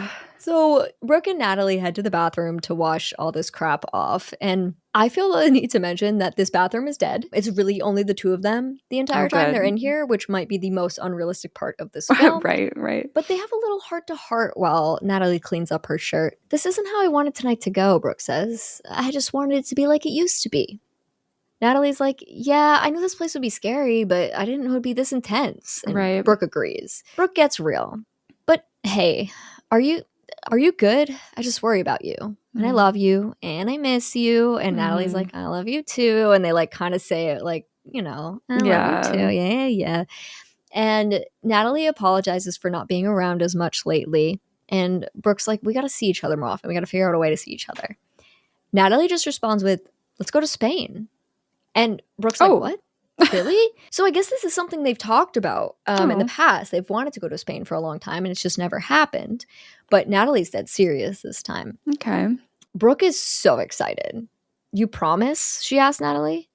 Natalie again holds up her matching necklace. I promise.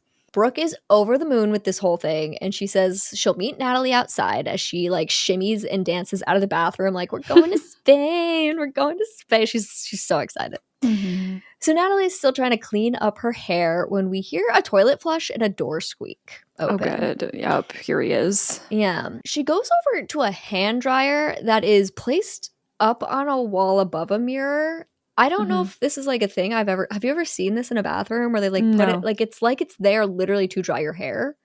Like the way it's like way up there. It's just a regular hand dryer. Interesting. No, I've never seen that. Yeah. So I'm like, maybe that's a thing, but I've never seen it. But anyway, she's like just standing under it drying her hair. And the entire time she's doing this, she has her head down and her eyes closed. Okay, good. Yeah. So you see what's happening. So suddenly we cut to a different angle and the masked man is just standing right there in front of Natalie, like staring at her, and she has no clue. I hate that. I'm the same way with spiders. It's like it's worse when you can't see them. Like but you know you're on edge and you know it's there, but you don't know where. Girl, please just look up. Please just look up. He's right there. So he stares and stares before he reaches his hand out, and it looks like he's gonna like touch her head, but he pulls back. And we cut back to Natalie, and then we go back to that same camera angle, and he's gone. So it's just like this quick cut, like he's there and then he's gone. Okay. The dryer shuts off, and Natalie finally looks up before heading into a bathroom stall. Girlie takes a seat and decides to check her phone. She shoots a text off to Gavin saying, "Are you getting close?" As soon as she hits send, she hears a cell phone ding in the bathroom with her. Yeah. It does startle her, but she just kind of shakes her head and ignores it, which, like, I don't completely blame her for, but I think if it's me, I'm sending another text, like, just to make sure. Yeah. She then gets a response from Gavin saying, just, yes. And she smiles and sends back, how close, after she, finishes her business and all that. And again, a phone chimes in the bathroom. Bro, he wants her to know too that he's there. Ew. What's gross about this in particular is the chime is like right outside her bathroom stall, which I also didn't pick up until the second time. It's kind of fun because the whole conversation is about how close he is. Oh yeah, this is great. This is great writing right here. I like it.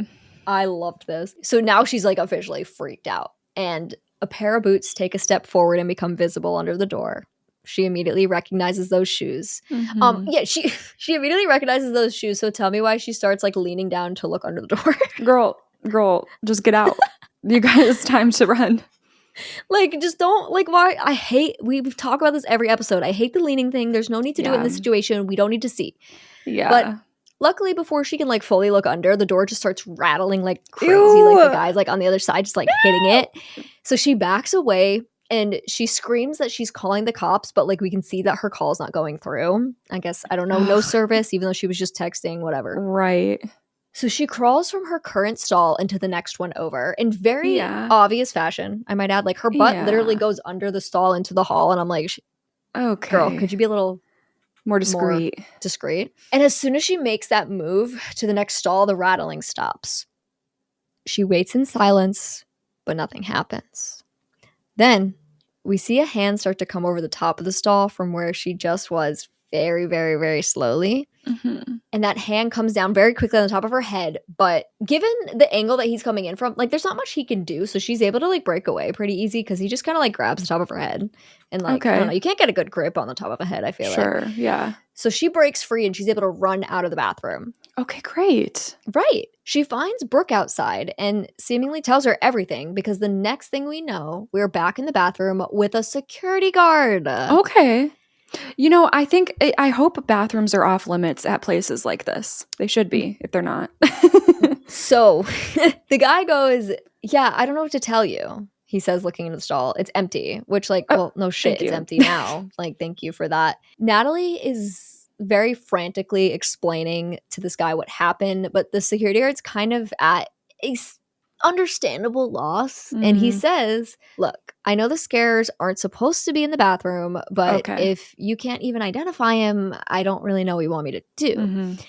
And Natalie's like, I don't know, shut down the park, call the cops. And I'll admit that shutting down the park's a little extreme from his point of view. Yeah. And he even, like, has a line in here, like, he's like, do you know how many complaints I get like this a night? Like, wow. Understandably. Well, maybe we should look into that, but well, okay. Maybe. So Natalie and this guy, like, go back and forth, not really getting anywhere, when Brooke looks at the ground and sees Gavin and Natalie's photo strip from the booth. Holy shit, it's the photos of you and Gavin, she says, holding the pictures up to Natalie. The guard's like, okay, hold up. Who's Gavin? And when they explain that he's their friend, he's like, okay, sounds like Gavin's pulling a prank on you. And this interaction doesn't help them at all, but I also don't 100% blame the guard. Like, I wrote he definitely should have done something, but I also understand where he's coming from. Right. Because, like, oh, we got scared by somebody who jumped at us. It's like, you're at that's a scare what we do fest. here. Yeah. It's tough. It's a tough situation. Yeah. So Brooke and Natalie leave the bathroom and they find Quinn. And Brooke is like, we need to leave now. Where's Asher? And Quinn hasn't seen him. Well, what about Taylor? Brooke asks. She volunteered, Quinn says, gesturing to the stage in front of them. The show is about to begin. What the hell? The amount of times I've said what the hell during this episode feels really nice, considering it's called Hellfest. We've got some dramatic music playing as a bunch of costume figures make their way onto the stage. One particular character is rolled out on a throne of sorts. He's got a painted face and wears a top hat. Oh. This man is Tony flipping Todd.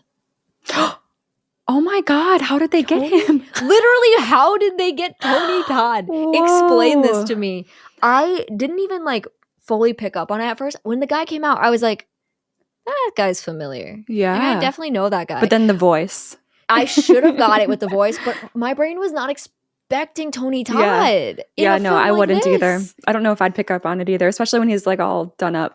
Well, that's part of it too. Like, he was all in costume and painted and all of this. But I was just like, oh my God, that's insane. So he stands up and he heads to the microphone. Welcome, and he speaks in such a good voice. I should have known. I know.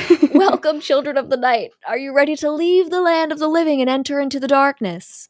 He explains to us that in order to open up the gates of hell, we must spill the blood of a virgin. This is when Taylor walks out, and of course, like, she has to, like, speak up and say, well, about the virgin thing, I think we might have a problem. Like, shut the hell up. Shut up.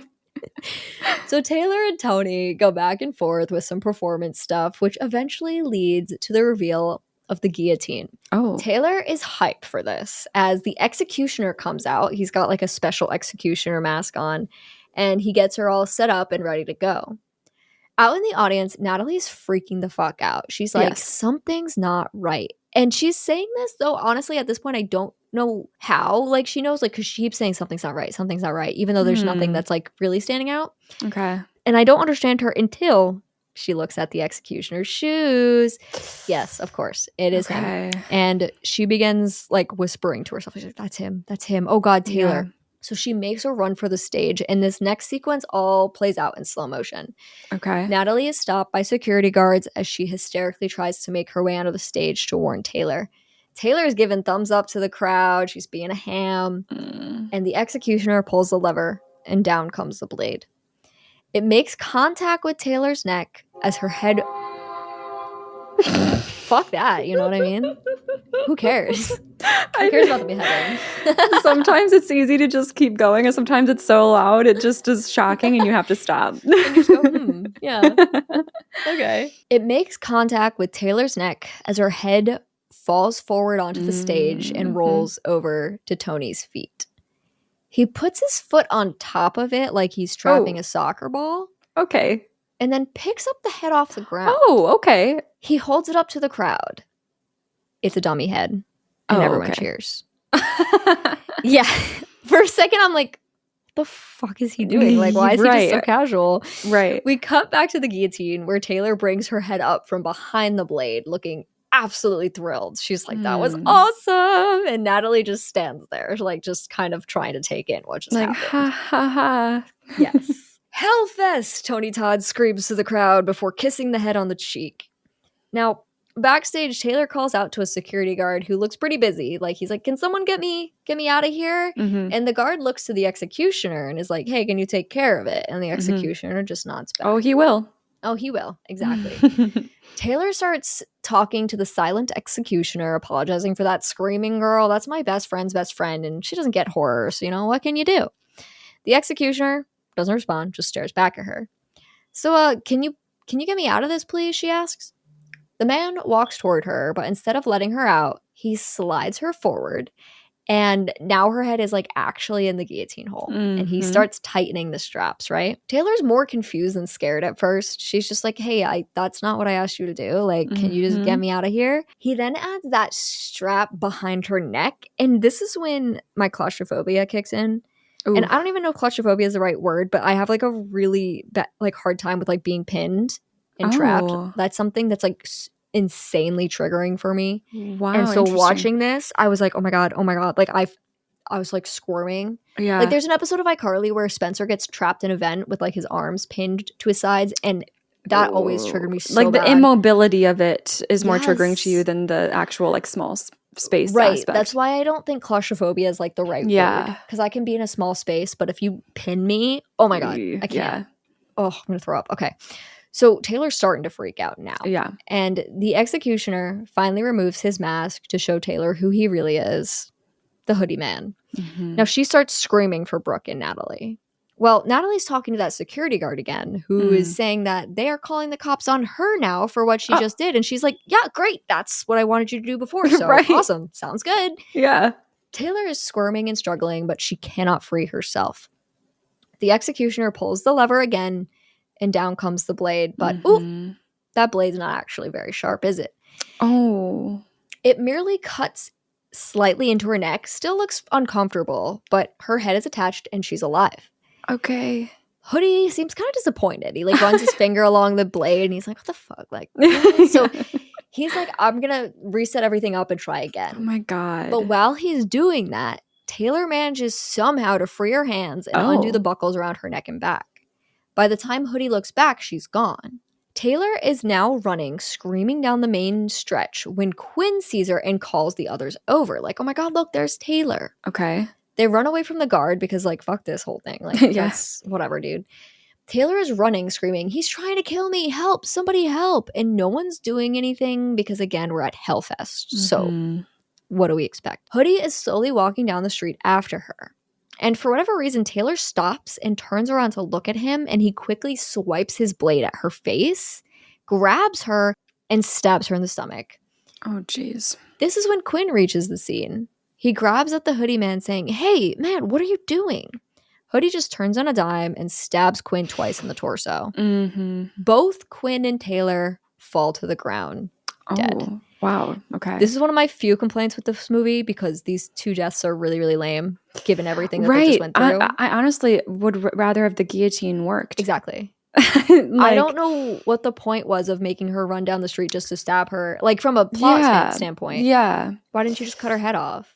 It does feel like, okay, we need to kill more people now. Because, when it didn't go through, I thought it was going to, like, go through enough, and he was going to do it, like, literally 50 times, and it was going to be, like, the most agonizing thing to watch, like, slowly chipping away, you know? Yeah, I thought he was going to, like, push it down. Like, that's what I thought he was going to do. Yeah. But then they just do these, like, two very quick stabs. Interesting. Which is, again, one of my, like, few complaints with, like, the movie plot-wise. I'm like, oh. Yeah. That wasn't very fun. Yeah. But they're dead. Okay. So this is the first time it's clear to everyone in the park that this is real and mass panic. Oh, people are actually ensues. seeing this and believing this. Wow. Yes. Okay. Yes. Brooke is screaming and crying for Quinn because she just watched her boyfriend get stabbed. But Natalie picks her up and tells her that they gotta move because the hoodie guy is looking right at them. The two girls make a run for it, and the masked man slowly follows after them. Suddenly, two guards tackle him to the ground to remove the mask, but it's a fake out. This is a different dude with the same mask. Of course. That's going to be so annoying. Yeah. Right. There's a ton of these guys in this park. So the girls are running and running through crowds of people, also running and panicking. Due to unforeseen circumstances, the park will be closing, a voice says over the loudspeaker. Please find the nearest exit. So what do our girlies do? Run directly into a maze, saying, I think this is an exit, when it's like so clearly not. What? Like, it's literally like the open mouth of like a demon, and we don't see this at this point, but eventually they zoom back out and there's a huge banner above it that says welcome to hell. Guys. But they run in there. Guys, no, I don't even care about the fact that you're panicked right now. Like, you cannot be doing that. You cannot be serious. Her going, I think this is an exit, and then running into a maze. I'm like, okay, whatever, sure. Right. So as they run in, they hear an automated voice say, welcome to hell. It is the hell maze, the one that they had talked about, the scariest maze in the park. Great. And they do realize this pretty quickly, but the hoodie guy's coming, so they just got to keep moving forward through the maze. As they enter each room, the maze is still operating, so all the triggers are still playing and jump scaring them. And Hoodie comes in, and he immediately finds an axe that is plunged into a dummy as a prop. Turns out it's a real axe, so he's like, hell yeah, new weapon. Like, takes it with him. That's crazy that there's just a real weapon. Okay. I know. Why do you have a real axe in here? Yeah. Before he continues further into the maze, he turns around and shuts the main door and then swings the axe at like the handle, breaking it off so that nobody can leave. Natalie finally notices that there are sensors in each doorway before each room that trigger the room that you're about to go into. Okay. And she also clocks that there's a maintenance closet of sorts in the room they're currently in. She grabs Brooke and begs her to trust her. She's got a plan. She drags Brooke back to the closet, and the two of them huddle inside in silence. They hear the room they're in get triggered, and then some humming. Pop goes a weasel. Yeah. So they stay as quiet as possible as the man passes into the next room, triggering it. And once he's moved on to that, the two girls leave the closet and start making their way backward through the maze, making sure to step over all the sensors so they don't trigger the rooms. Yep. They get back to the entrance, but the hoodie guy jammed the door, so they can't get out. I'd be breaking that down. Is it possible, do you think, if they work on it enough to get it to open up? I'll be honest, it seems like it's super heavy duty. Ugh, okay. It's like a decorated door, like for the theme of the maze, but it just like looks really, like I don't know how they'd open it, honestly. Okay. It seems like because it has to open in so they can't push it out. Oh, okay.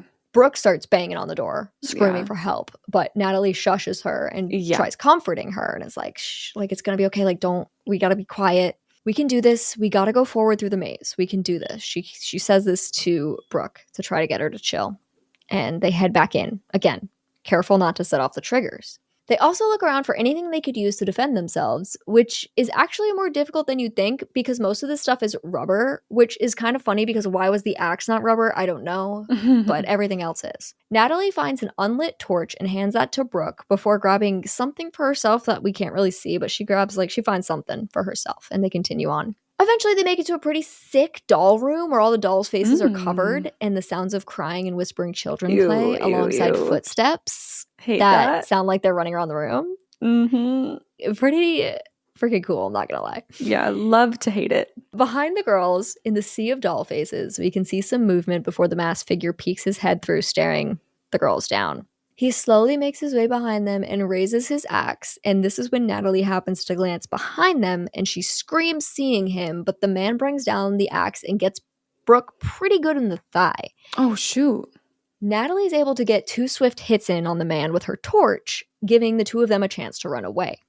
Okay. She really has to help Brooke, though, because Brooke's been hurt pretty bad. And she's limping pretty bad. Now, they make it into a room that appears to be a dead end, which does send them into a bit of a panic. And this room's kind of cool because it's pitch black and features a bunch of figures with white masks. And the white masks are just like glowing in the dark. And they look like they're floating like in the room. You know what I mean? Cool, yeah. So we cut back to the killer who's confidently strolling through the rooms the girls just went through, and he makes it into this mask room.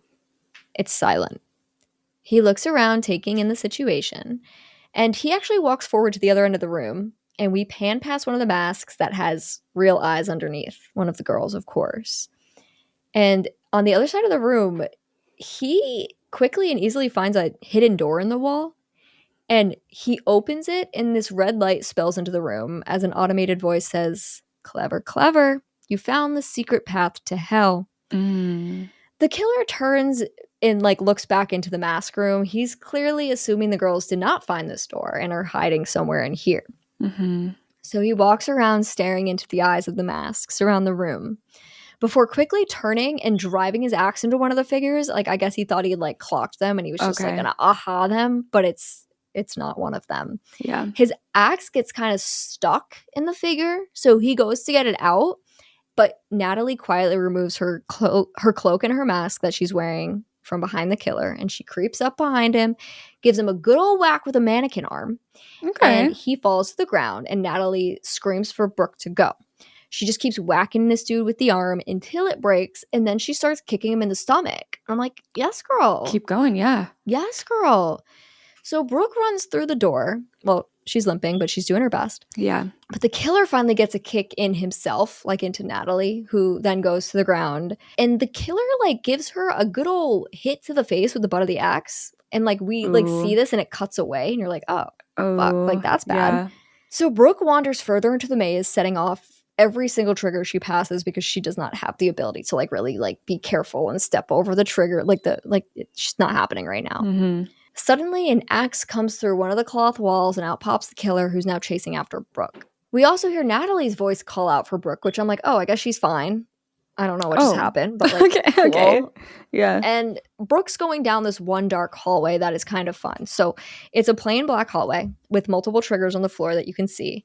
And each one you go through opens a door on one of the sides where a jump scare happens. Like a door opens and like there's like something inside and it jumps out and it scares you. Yeah. We now see Natalie running through calling for Brooke and her face is all bloodied.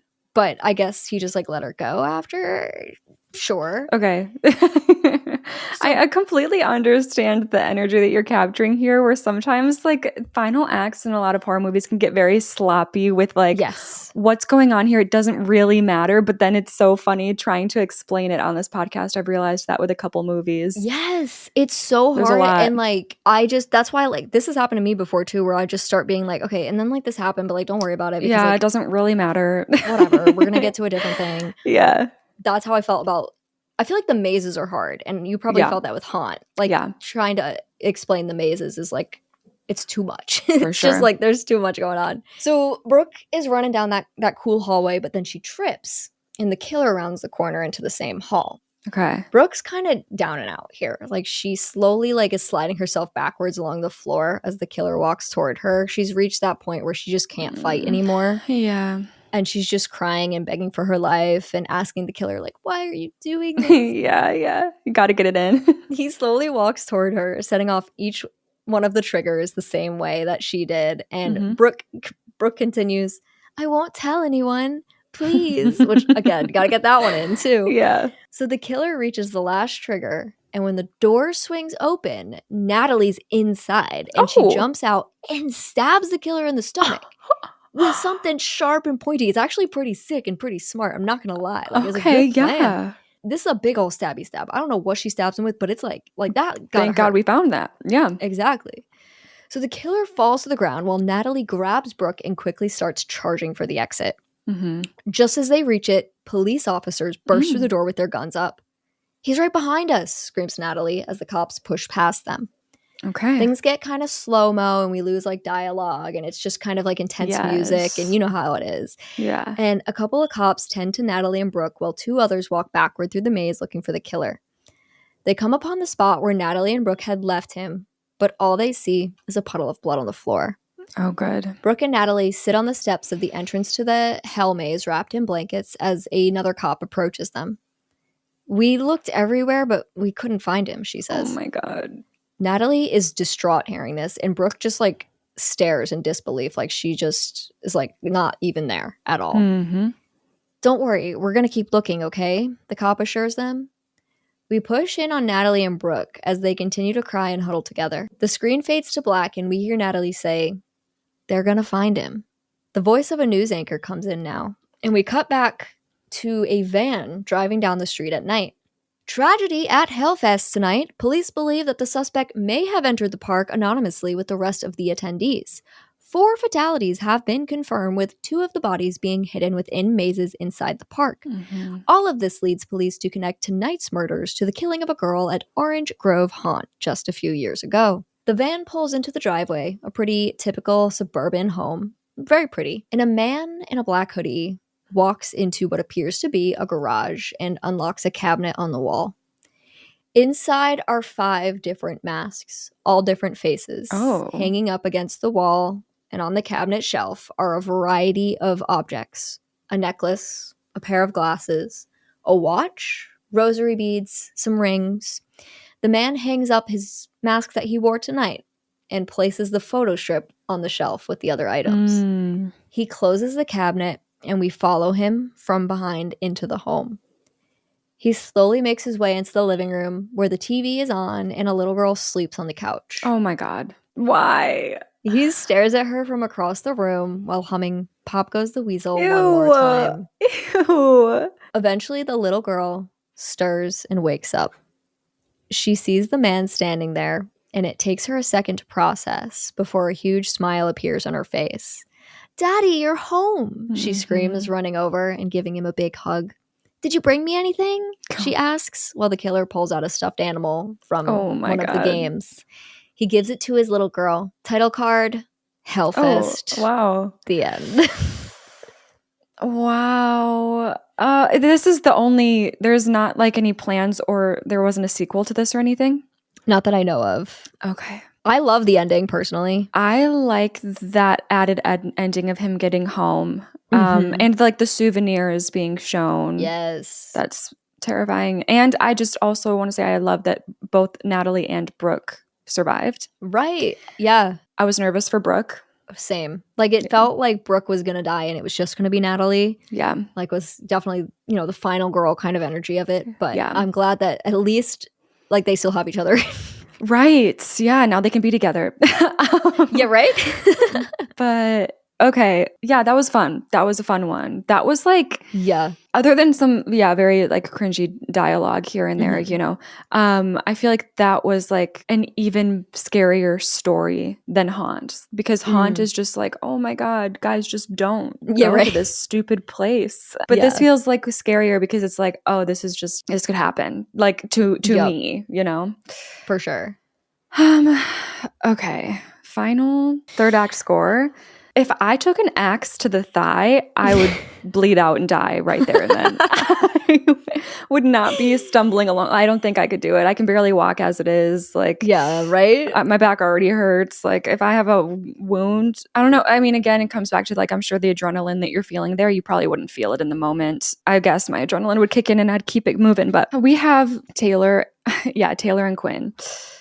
Theirs is frustrating. It is. It's hard to gauge like how I would compare my odds in their situation.